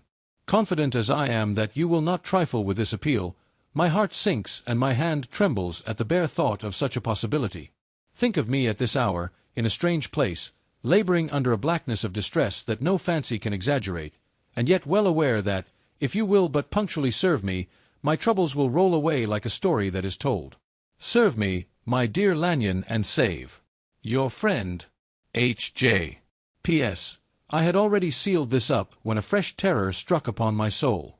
It is possible that the post office may fail me, and this letter not come into your hands until tomorrow morning. In that case, dear Lanyon, do my errand when it shall be most convenient for you in the course of the day, and once more expect my messenger at midnight. It may then already be too late, and if that night passes without event, you will know that you have seen the last of Henry Jekyll. Upon the reading of this letter, I made sure my colleague was insane, but till that was proved beyond the possibility of doubt, I felt bound to do as he requested. The less I understood of this farrago, the less I was in a position to judge of its importance, and an appeal so worded could not be set aside without a grave responsibility. I rose accordingly from table, got into a hansom, and drove straight to Jekyll's house. The butler was awaiting my arrival. He had received by the same post as mine a registered letter of instruction, and had sent at once for a locksmith and a carpenter. The tradesmen came while we were yet speaking, and we moved in a body to old Dr. Denman's surgical theatre, from which, as you are doubtless aware, Jekyll's private cabinet is most conveniently entered. The door was very strong, the lock excellent. The carpenter avowed he would have great trouble and have to do much damage, if force were to be used, and the locksmith was near despair. But this last was a handy fellow, and after 2 hours' work, the door stood open. The press marked E was unlocked, and I took out the drawer, had it filled up with straw and tied in a sheet, and returned with it to Cavendish Square. Here I proceeded to examine its contents. The powders were neatly enough made up, but not with the nicety of the dispensing chemist, so that it was plain they were of Jekyll's private manufacture, and when I opened one of the wrappers I found what seemed to me a simple crystalline salt of a white color. The phial, to which I next turned my attention, might have been about half full of a blood-red liquor, which was highly pungent to the sense of smell and seemed to me to contain phosphorus and some volatile ether. At the other ingredients I could make no guess. The book was an ordinary version book and contained little but a series of dates. These covered a period of many years, but I observed that the entries ceased nearly a year ago and quite abruptly. Here and there a brief remark was appended to a date, usually no more than a single word, double, occurring perhaps 6 times in a total of several hundred entries, and once very early in the list and followed by several marks of exclamation, "Total failure!" All this, though it whetted my curiosity, told me little that was definite. Here were a phial of some salt, and the record of a series of experiments that had led, like too many of Jekyll's investigations, to no end of practical usefulness. How could the presence of these articles in my house affect either the honor, the sanity, or the life of my flighty colleague? If his messenger could go to one place, why could he not go to another? And even granting some impediment, why was this gentleman to be received by me in secret? The more I reflected, the more convinced I grew that I was dealing with a case of cerebral disease, and though I dismissed my servants to bed, I loaded an old revolver, that I might be found in some posture of self-defense.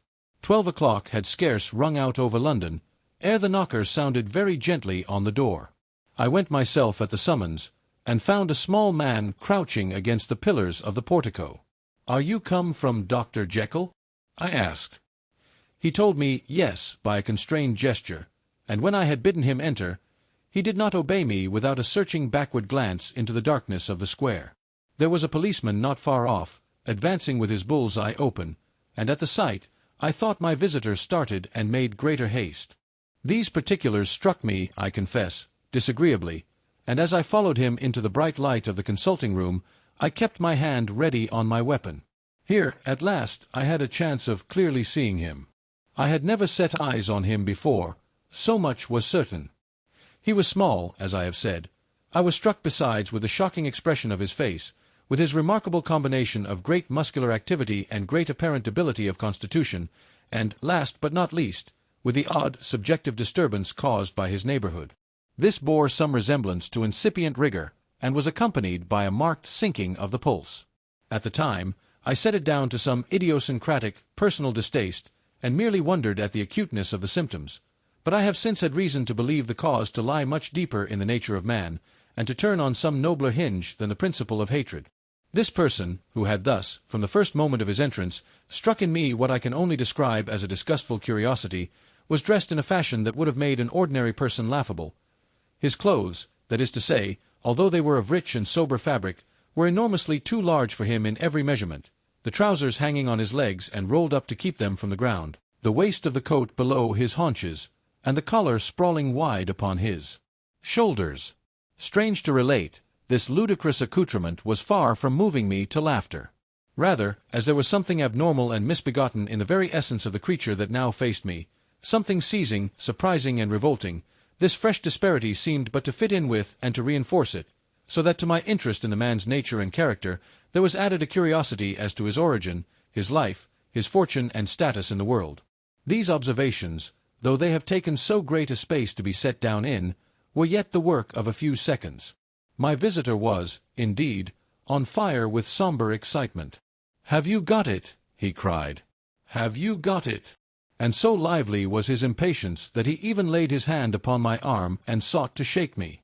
I put him back, conscious at his touch of a certain icy pang along my blood. "Come, sir," said I, "you forget that I have not yet the pleasure of your acquaintance. Be seated, if you please."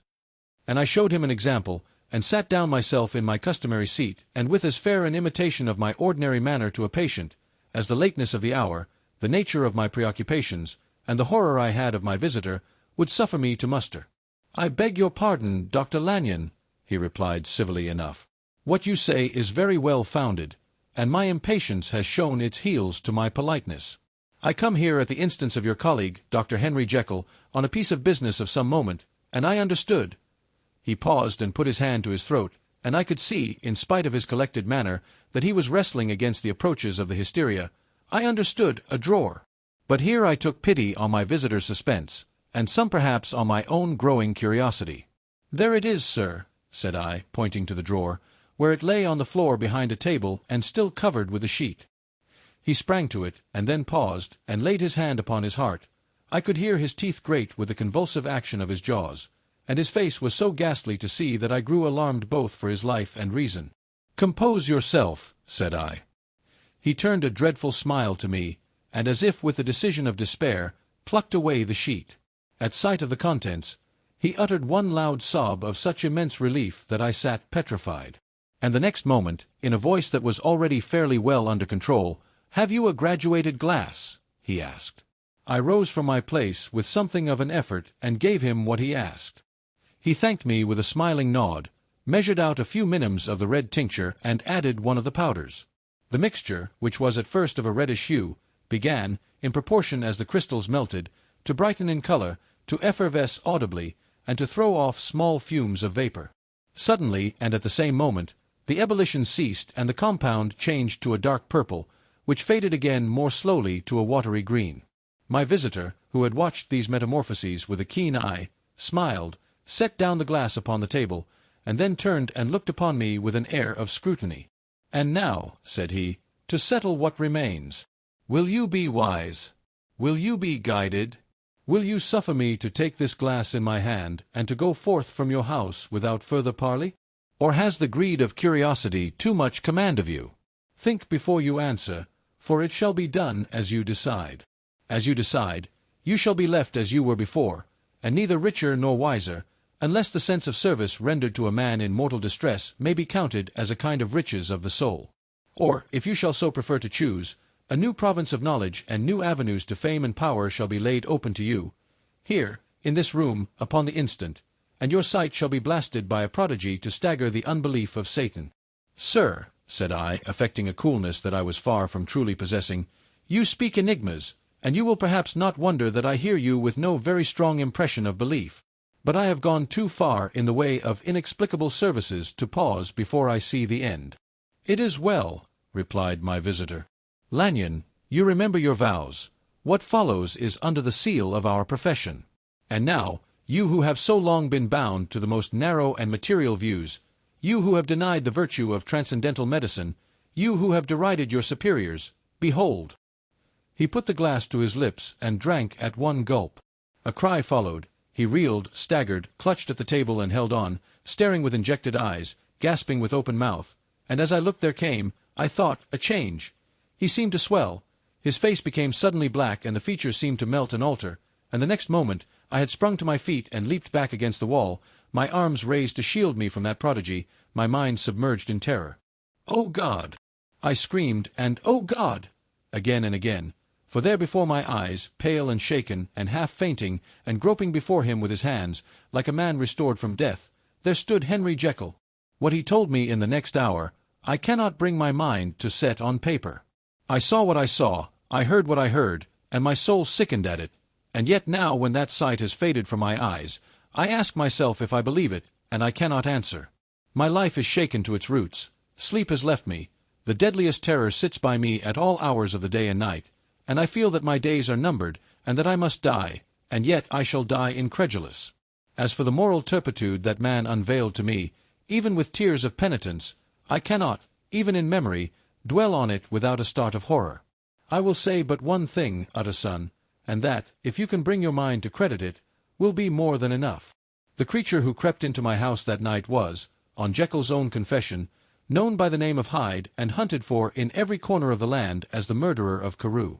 Hasty Lanyon. Chapter 10. Henry Jekyll's full statement of the case.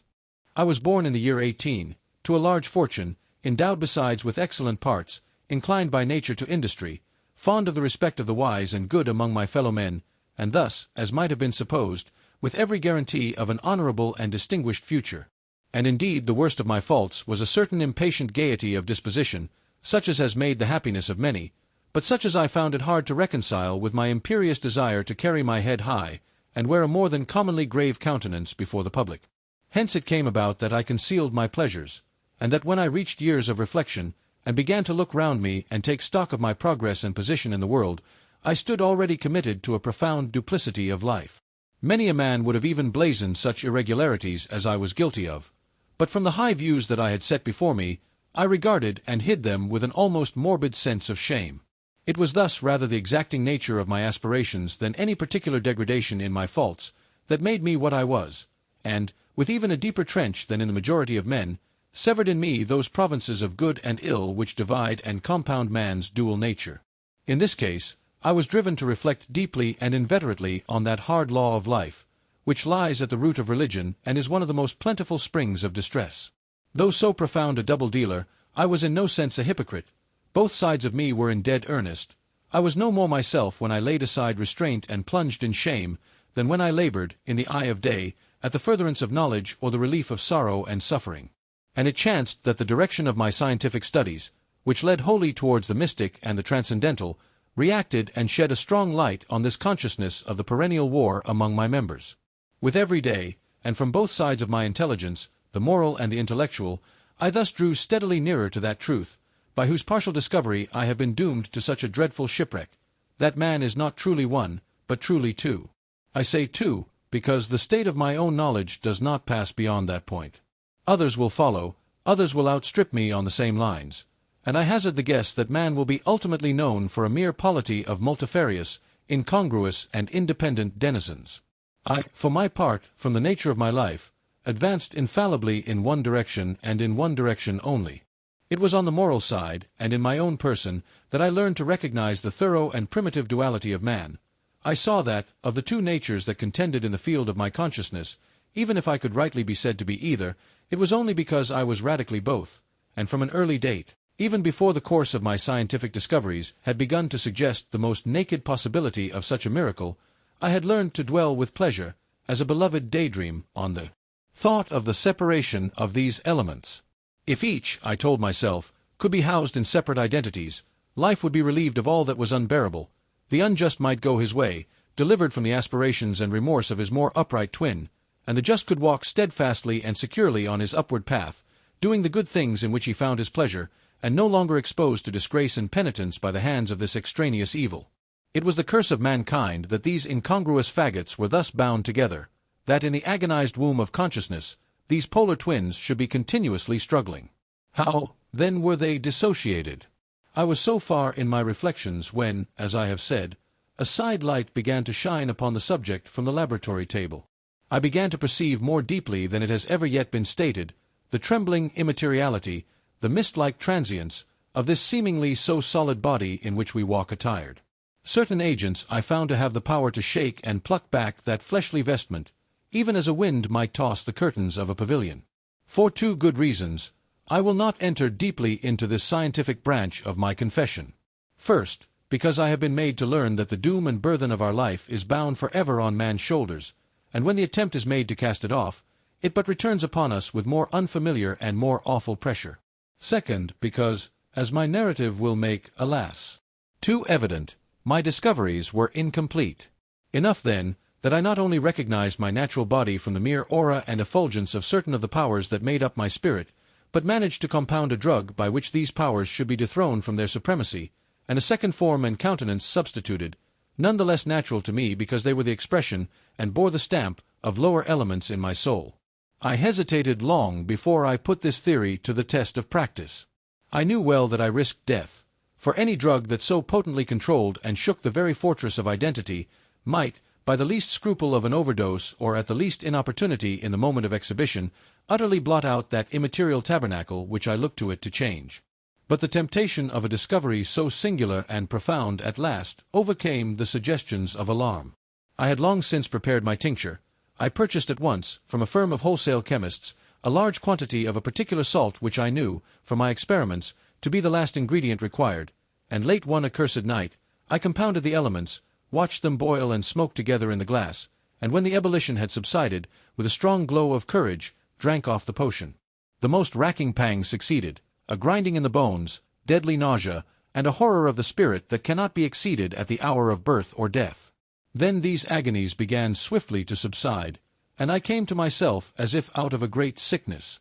There was something strange in my sensations, something indescribably new and, from its very novelty, incredibly sweet. I felt younger, lighter, happier in body.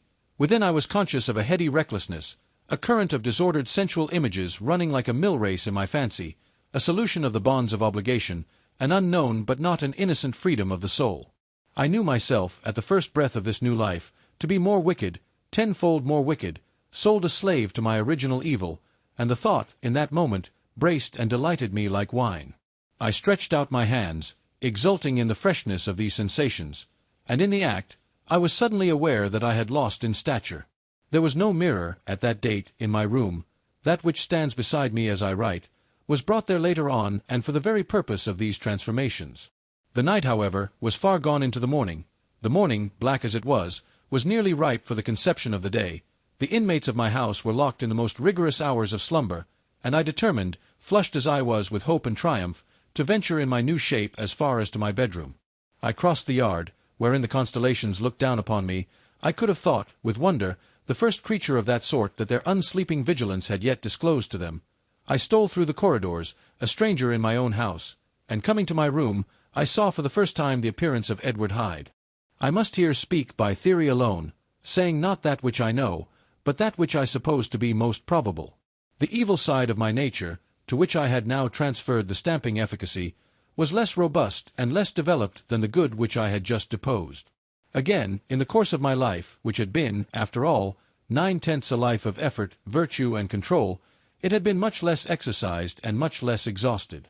And hence, as I think, it came about that Edward Hyde was so much smaller, slighter, and younger than Henry Jekyll. Even as good shone upon the countenance of the one, evil was written broadly and plainly on the face of the other. Evil besides, which I must still believe to be the lethal side of man, had left on that body an imprint of deformity and decay. And yet when I looked upon that ugly idol in the glass, I was conscious of no repugnance, rather of a leap of welcome. This too was myself. It seemed natural and human. In my eyes it bore a livelier image of the spirit. It seemed more express and single than the imperfect and divided countenance I had been hitherto accustomed to call mine. And in so far I was doubtless right. I have observed that when I wore the semblance of Edward Hyde, none could come near to me at first without a visible misgiving of the flesh. This, as I take it, was because all human beings, as we meet them, are commingled out of good and evil, and Edward Hyde, alone in the ranks of mankind, was pure evil. I lingered but a moment at the mirror. The second and conclusive experiment had yet to be attempted. It yet remained to be seen if I had lost my identity beyond redemption and must flee before daylight from a house that was no longer mine, and hurrying back to my cabinet, I once more prepared and drank the cup, once more suffered the pangs of dissolution, and came to myself once more with the character, the stature, and the face of Henry Jekyll. That night I had come to the fatal crossroads. Had I approached my discovery in a more noble spirit, had I risked the experiment while under the empire of generous or pious aspirations, all must have been otherwise, and from these agonies of death and birth I had come forth an angel instead of a fiend. The drug had no discriminating action. It was neither diabolical nor divine. It but shook the doors of the prison-house of my disposition, and like the captives of Philippi, that which stood within ran forth. At that time my virtue slumbered. My evil, kept awake by ambition, was alert and swift to seize the occasion, and the thing that was projected was Edward Hyde. Hence, although I had now two characters as well as two appearances, one was wholly evil, and the other was still the old Henry Jekyll, that incongruous compound of whose reformation and improvement I had already learned to despair. The movement was thus wholly toward the worse. Even at that time, I had not conquered my aversions to the dryness of a life of study. I would still be merrily disposed at times, and as my pleasures were, to say the least, undignified, and I was not only well known and highly considered, but growing towards the elderly man, this incoherency of my life was daily growing more unwelcome. It was on this side that my new power tempted me until I fell in slavery. I had but to drink the cup, to doff at once the body of the noted professor, and to assume, like a thick cloak, that of Edward Hyde. I smiled at the notion. It seemed to me at the time to be humorous, and I made my preparations with the most studious care. I took and furnished that house in Soho, to which Hyde was tracked by the police, and engaged as a housekeeper a creature whom I knew well to be silent and unscrupulous. On the other side, I announced to my servants that a Mr. Hyde, whom I described, was to have full liberty and power about my house in the square, and to parry mishaps, I even called and made myself a familiar object in my second character. I next drew up that will to which you so much objected, so that if anything befell me in the person of Dr. Jekyll, I could enter on that of Edward Hyde without pecuniary loss. And thus fortified, as I supposed, on every side, I began to profit by the strange immunities of my position. Men have before hired bravos to transact their crimes, while their own person and reputation sat under shelter. I was the first that ever did so for his pleasures. I was the first that could plod in the public eye with a load of genial respectability, and in a moment, like a schoolboy, strip off these lendings and spring headlong into the sea of liberty. But for me, in my impenetrable mantle, the safety was complete. Think of it, I did not even exist. Let me but escape into my laboratory door, give me but a second or two to mix and swallow the draught that I had always standing ready, and whatever he had done, Edward Hyde would pass away like the stain of breath upon a mirror, and there in his stead, quietly at home, trimming the midnight lamp in his study, a man who could afford to laugh at suspicion, would be Henry Jekyll. The pleasures which I made haste to seek in my disguise were, as I have said, undignified. I would scarce use a harder term. But in the hands of Edward Hyde, they soon began to turn toward the monstrous. When I would come back from these excursions, I was often plunged into a kind of wonder at my vicarious depravity. This familiar that I called out of my own soul, and sent forth alone to do his good pleasure, was a being inherently malign and villainous. His every act and thought centered on self, drinking pleasure with bestial avidity from any degree of torture to another, relentless like a man of stone. Henry Jekyll stood at times aghast before the acts of Edward Hyde, but the situation was apart from ordinary laws, and insidiously relaxed the grasp of conscience. It was Hyde, after all, and Hyde alone, that was guilty. Jekyll was no worse. He woke again to his good qualities seemingly unimpaired. He would even make haste, where it was possible, to undo the evil done by Hyde. And thus his conscience slumbered. Into the details of the infamy at which I thus connived, for even now I can scarce grant that I committed it, I have no design of entering. I mean but to point out the warnings and the successive steps with which my chastisement approached. I met with one accident which, as it brought on no consequence, I shall no more than mention. An act of cruelty to a child aroused against me the anger of a passer-by, whom I recognized the other day in the person of your kinsman. The doctor and the child's family joined him. There were moments when I feared for my life, and at last, in order to pacify their too just resentment, Edward Hyde had to bring them to the door, and pay them in a cheque drawn in the name of Henry Jekyll. But this danger was easily eliminated from the future, by opening an account at another bank in the name of Edward Hyde himself, and when, by sloping my own hand backward, I had supplied my double with a signature, I thought I sat beyond the reach of fate. Some 2 months before the murder of Sir Danvers, I had been out for one of my adventures, had returned at a late hour, and woke the next day in bed with somewhat odd sensations. It was in vain I looked about me, in vain I saw the decent furniture and tall proportions of my room in the square, in vain that I recognized the pattern of the bed curtains and the design of the mahogany frame.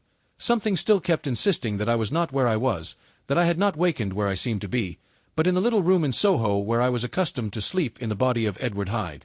I smiled to myself, and in my psychological way, began lazily to inquire into the elements of this illusion, occasionally, even as I did so, dropping back into a comfortable morning doze. I was still so engaged when, in one of my more wakeful moments, my eyes fell upon my hand. Now the hand of Henry Jekyll, as you have often remarked, was professional in shape and size. It was large, firm, white, and comely. But the hand which I now saw, clearly enough, in the yellow light of a mid-London morning, lying half shut on the bedclothes, was lean, corded, knuckly, of a dusky pallor and thickly shaded with a swart growth of hair. It was the hand of Edward Hyde. I must have stared upon it for near half a minute, sunk as I was in the mere stupidity of wonder, before terror woke up in my breast as sudden and startling as the crash of cymbals, and bounding from my bed I rushed to the mirror. At the sight that met my eyes, my blood was changed into something exquisitely thin and icy. Yes, I had gone to bed Henry Jekyll, I had awakened Edward Hyde. How was this to be explained? I asked myself, and then, with another bound of terror, how was it to be remedied?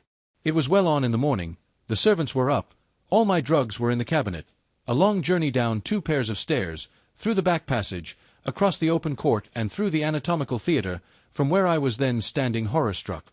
It might indeed be possible to cover my face, but of what use was that, when I was unable to conceal the alteration in my stature? And then, with an overpowering sweetness of relief, it came back upon my mind that the servants were already used to the coming and going of my second self. I had soon dressed, as well as I was able, in clothes of my own size, had soon passed through the house, where Bradshaw stared and drew back at seeing Mr. Hyde at such an hour and in such a strange array, and 10 minutes later Dr. Jekyll had returned to his own shape and was sitting down, with a darkened brow, to make a feint of breakfasting. Small indeed was my appetite. This inexplicable incident, this reversal of my previous experience, seemed, like the Babylonian finger on the wall, to be spelling out the letters of my judgment, and I began to reflect more seriously than ever before on the issues and possibilities of my double existence. That part of me which I had the power of projecting had lately been much exercised and nourished. It had seemed to me of late as though the body of Edward Hyde had grown in stature, as though, when I wore that form, I were conscious of a more generous tide of blood, and I began to spy a danger that, if this were much prolonged, the balance of my nature might be permanently overthrown, the power of voluntary change be forfeited, and the character of Edward Hyde become irrevocably mine. The power of the drug had not been always equally displayed. Once, very early in my career, it had totally failed me. Since then I had been obliged on more than one occasion to double, and once, with infinite risk of death, to treble the amount, and these rare uncertainties had cast hitherto the sole shadow on my contentment.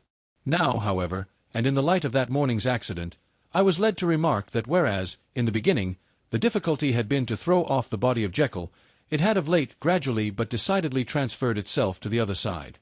All things therefore seemed to point to this, that I was slowly losing hold of my original and better self, and becoming slowly incorporated with my second and worse. Between these two, I now felt I had to choose. My two natures had memory in common, but all other faculties were most unequally shared between them. Jekyll, who was composite, now with the most sensitive apprehensions, now with a greedy gusto, projected and shared in the pleasures and adventures of Hyde. But Hyde was indifferent to Jekyll, or but remembered him as the mountain bandit remembers the cavern in which he conceals himself from pursuit. Jekyll had more than a father's interest. Hyde had more than a son's indifference. To cast in my lot with Jekyll was to die to those appetites which I had long secretly indulged and had of late begun to pamper. To cast it in with Hyde was to die to 1,000 interests and aspirations, and to become, at a blow and forever, despised and friendless. The bargain might appear unequal, but there was still another consideration in the scales, for while Jekyll would suffer smartingly in the fires of abstinence, Hyde would be not even conscious of all that he had lost. Strange as my circumstances were, the terms of this debate are as old and commonplace as man. Much the same inducements and alarms cast the die for any tempted and trembling sinner, and it fell out with me, as it falls with so vast a majority of my fellows, that I chose the better part and was found wanting in the strength to keep to it. Yes, I preferred the elderly and discontented doctor, surrounded by friends and cherishing honest hopes, and bade a resolute farewell to the liberty, the comparative youth, the light step, leaping impulses and secret pleasures that I had enjoyed in the disguise of Hyde. I made this choice perhaps with some unconscious reservation, for I neither gave up the house in Soho, nor destroyed the clothes of Edward Hyde, which still lay ready in my cabinet. For 2 months, however, I was true to my determination. For 2 months I led a life of such severity as I had never before attained to, and enjoyed the compensations of an approving conscience. But time began at last to obliterate the freshness of my alarm. The praises of conscience began to grow into a thing of course. I began to be tortured with throes and longings, as of Hyde struggling after freedom, and at last, in an hour of moral weakness, I once again compounded and swallowed the transforming draught. I do not suppose that, when a drunkard reasons with himself upon his vice, he is once out of 500 times affected by the dangers that he runs through his brutish, physical insensibility. Neither had I, long as I had considered my position, made enough allowance for the complete moral insensibility and insensate readiness to evil which were the leading characters of Edward Hyde. Yet it was by these that I was punished. My devil had been long caged. He came out roaring. I was conscious, even when I took the draught, of a more unbridled, a more furious propensity to ill. It must have been this, I suppose, that stirred in my soul the tempest of impatience with which I listened to the civilities of my unhappy victim. I declare, at least, before God, no man morally sane could have been guilty of that crime upon so pitiful a provocation, and that I struck in no more reasonable spirit than that in which a sick child may break a plaything. But I had voluntarily stripped myself of all those balancing instincts by which even the worst of us continues to walk with some degree of steadiness among temptations, and in my case, to be tempted, however slightly, was to fall. Instantly the spirit of hell awoke in me and raged. With a transport of glee, I mauled the unresisting body, tasting delight from every blow, and it was not till weariness had begun to succeed that I was suddenly, in the top fit of my delirium, struck through the heart by a cold thrill of terror. A mist dispersed.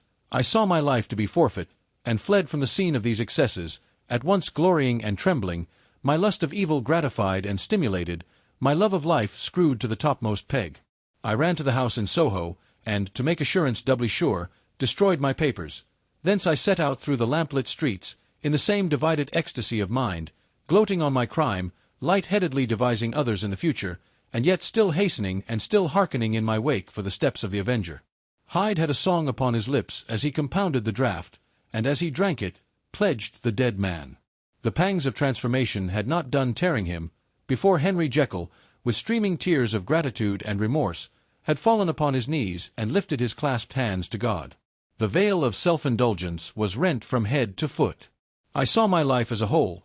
I followed it up from the days of childhood, when I had walked with my father's hand, and through the self-denying toils of my professional life, to arrive again and again, with the same sense of unreality, at the damned horrors of the evening. I could have screamed aloud. I sought with tears and prayers to smother down the crowd of hideous images and sounds with which my memory swarmed against me, and still, between the petitions, the ugly face of my iniquity stared into my soul.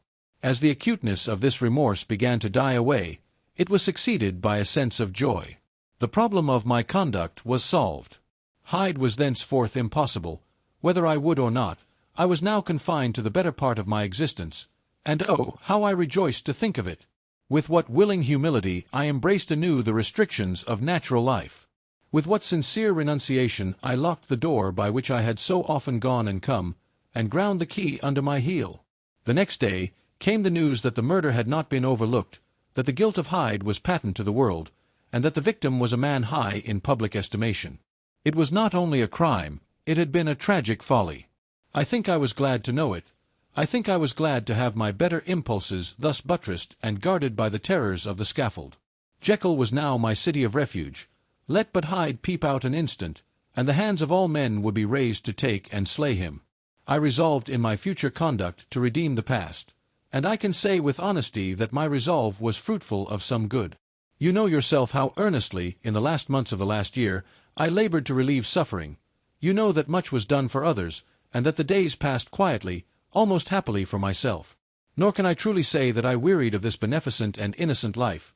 I think instead that I daily enjoyed it more completely, but I was still cursed with my duality of purpose, and as the first edge of my penitence wore off, the lower side of me, so long indulged, so recently chained down, began to growl for license. Not that I dreamed of resuscitating Hyde. The bare idea of that would startle me to frenzy. No, it was in my own person that I was once more tempted to trifle with my conscience, and it was as an ordinary secret sinner that I at last fell before the assaults of temptation. There comes an end to all things. The most capacious measure is filled at last, and this brief condescension to my evil finally destroyed the balance of my soul. And yet I was not alarmed. The fall seemed natural, like a return to the old days before I had made my discovery. It was a fine, clear January day, wet underfoot where the frost had melted, but cloudless overhead, and the Regent's Park was full of winter chirrupings and sweet with spring odors. I sat in the sun on a bench, the animal within me licking the chops of memory, the spiritual side a little drowsed, promising subsequent penitence, but not yet moved to begin.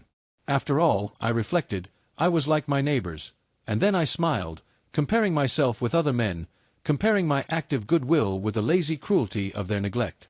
And at the very moment of that vainglorious thought, a qualm came over me, a horrid nausea and the most deadly shuddering.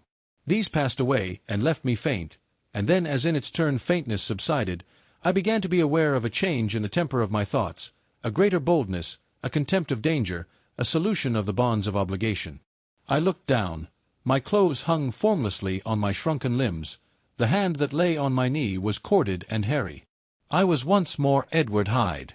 A moment before I had been safe of all men's respect, wealthy, beloved, the cloth laying for me in the dining-room at home, and now I was the common quarry of mankind, hunted, houseless, a known murderer, thrall to the gallows. My reason wavered, but it did not fail me utterly. I have more than once observed that in my second character my faculties seemed sharpened to a point and my spirits more tensely elastic.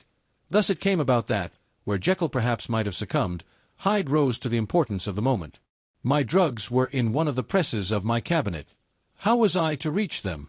That was the problem that, crushing my temples in my hands, I set myself to solve. The laboratory door I had closed. If I sought to enter by the house, my own servants would consign me to the gallows. I saw I must employ another hand, and thought of Lanyon. How was he to be reached? How persuaded?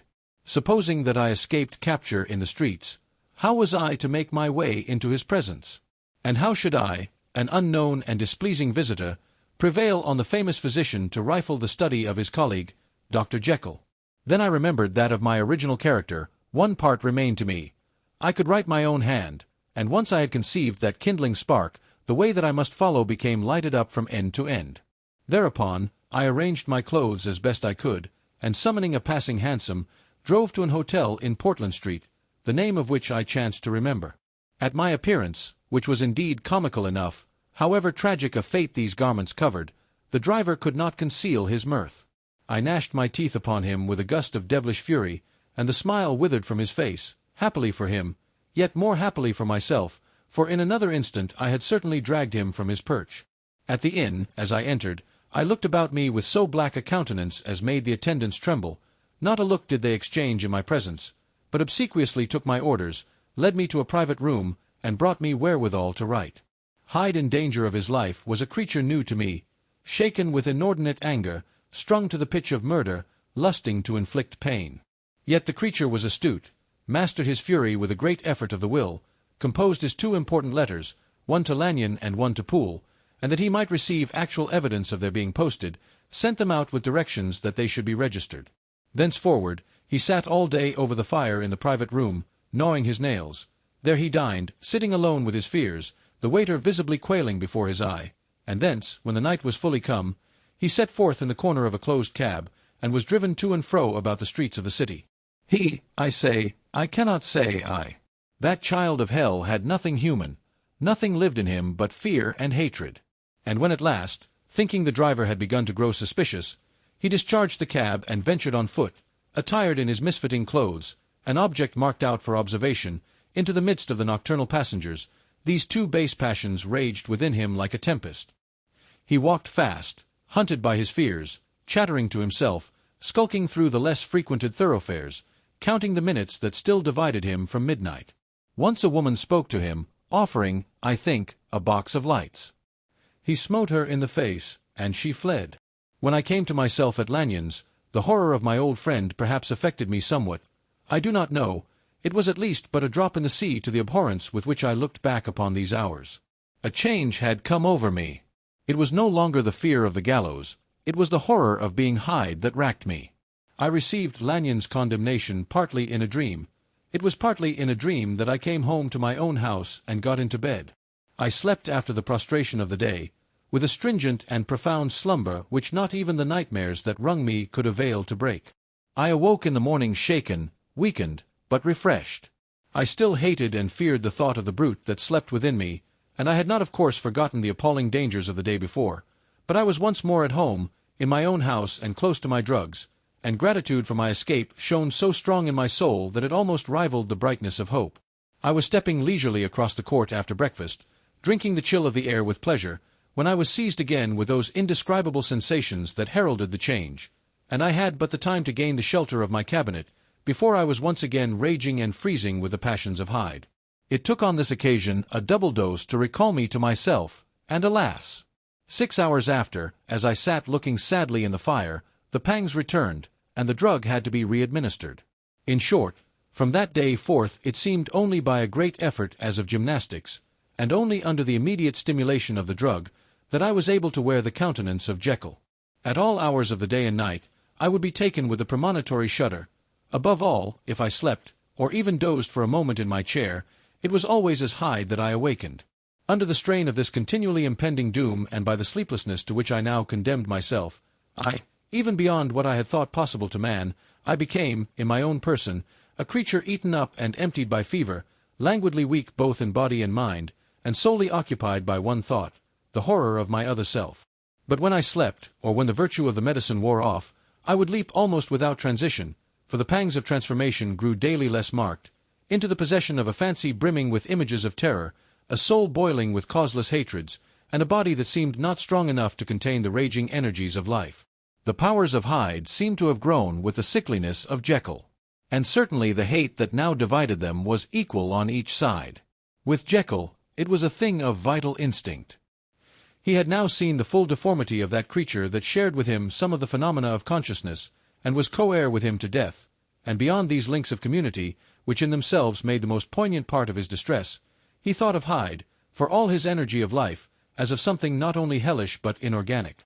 This was the shocking thing, that the slime of the pit seemed to utter cries and voices, that the amorphous dust gesticulated and sinned, that what was dead and had no shape should usurp the offices of life. And this again, that insurgent horror was knit to him closer than a wife, closer than an eye, lay caged in his flesh, where he heard it mutter and felt it struggle to be born, and at every hour of weakness, and in the confidence of slumber, prevailed against him and deposed him out of life. The hatred of Hyde for Jekyll was of a different order. His terror of the gallows drove him continually to commit temporary suicide, and return to his subordinate station of a part instead of a person, but he loathed the necessity, he loathed the despondency into which Jekyll was now fallen, and he resented the dislike with which he was himself regarded. Hence the ape-like tricks that he would play me, scrawling in my own hand blasphemies on the pages of my books, burning the letters and destroying the portrait of my father, and indeed, had it not been for his fear of death, he would long ago have ruined himself in order to involve me in the ruin. But his love of life is wonderful. I go further, I, who sicken and freeze at the mere thought of him, when I recall the abjection and passion of this attachment, and when I know how he fears my power to cut him off by suicide, I find it in my heart to pity him. It is useless, and the time awfully fails me, to prolong this description. No one has ever suffered such torments, let that suffice, and yet even to these, habit brought, no, not alleviation, but a certain callousness of soul, a certain acquiescence of despair, and my punishment might have gone on for years, but for the last calamity which has now fallen, and which has finally severed me from my own face and nature. My provision of the salt, which had never been renewed since the date of the first experiment, began to run low. I sent out for a fresh supply and mixed the draught. The ebullition followed, and the first change of color, not the second. I drank it, and it was without efficiency. You will learn from Poole how I have had London ransacked. It was in vain, and I am now persuaded that my first supply was impure, and that it was that unknown impurity which lent efficacy to the draught. About a week has passed, and I am now finishing this statement under the influence of the last of the old powders. This, then, is the last time, short of a miracle, that Henry Jekyll can think his own thoughts or see his own face, now how sadly altered, in the glass. Nor must I delay too long to bring my writing to an end, for if my narrative has hitherto escaped destruction, it has been by a combination of great prudence and great good luck. Should the throes of change take me in the act of writing it, Hyde will tear it in pieces, but if some time shall have elapsed after I have laid it by, his wonderful selfishness and circumscription to the moment will probably save it once again from the action of his ape-like spite. And indeed the doom that is closing on us both has already changed and crushed him. Half an hour from now, when I shall again and forever rain dew that hated personality, I know how I shall sit shuddering and weeping in my chair, or continue, with the most strained and fear-struck ecstasy of listening, to pace up and down this room, my last earthly refuge, and give ear to every sound of menace. Will Hyde die upon the scaffold? Or will he find courage to release himself at the last moment? God knows. I am careless. This is my true hour of death, and what is to follow concerns another than myself. Here, then, as I lay down the pen and proceed to seal up my confession, I bring the life of that unhappy Henry Jekyll to an end.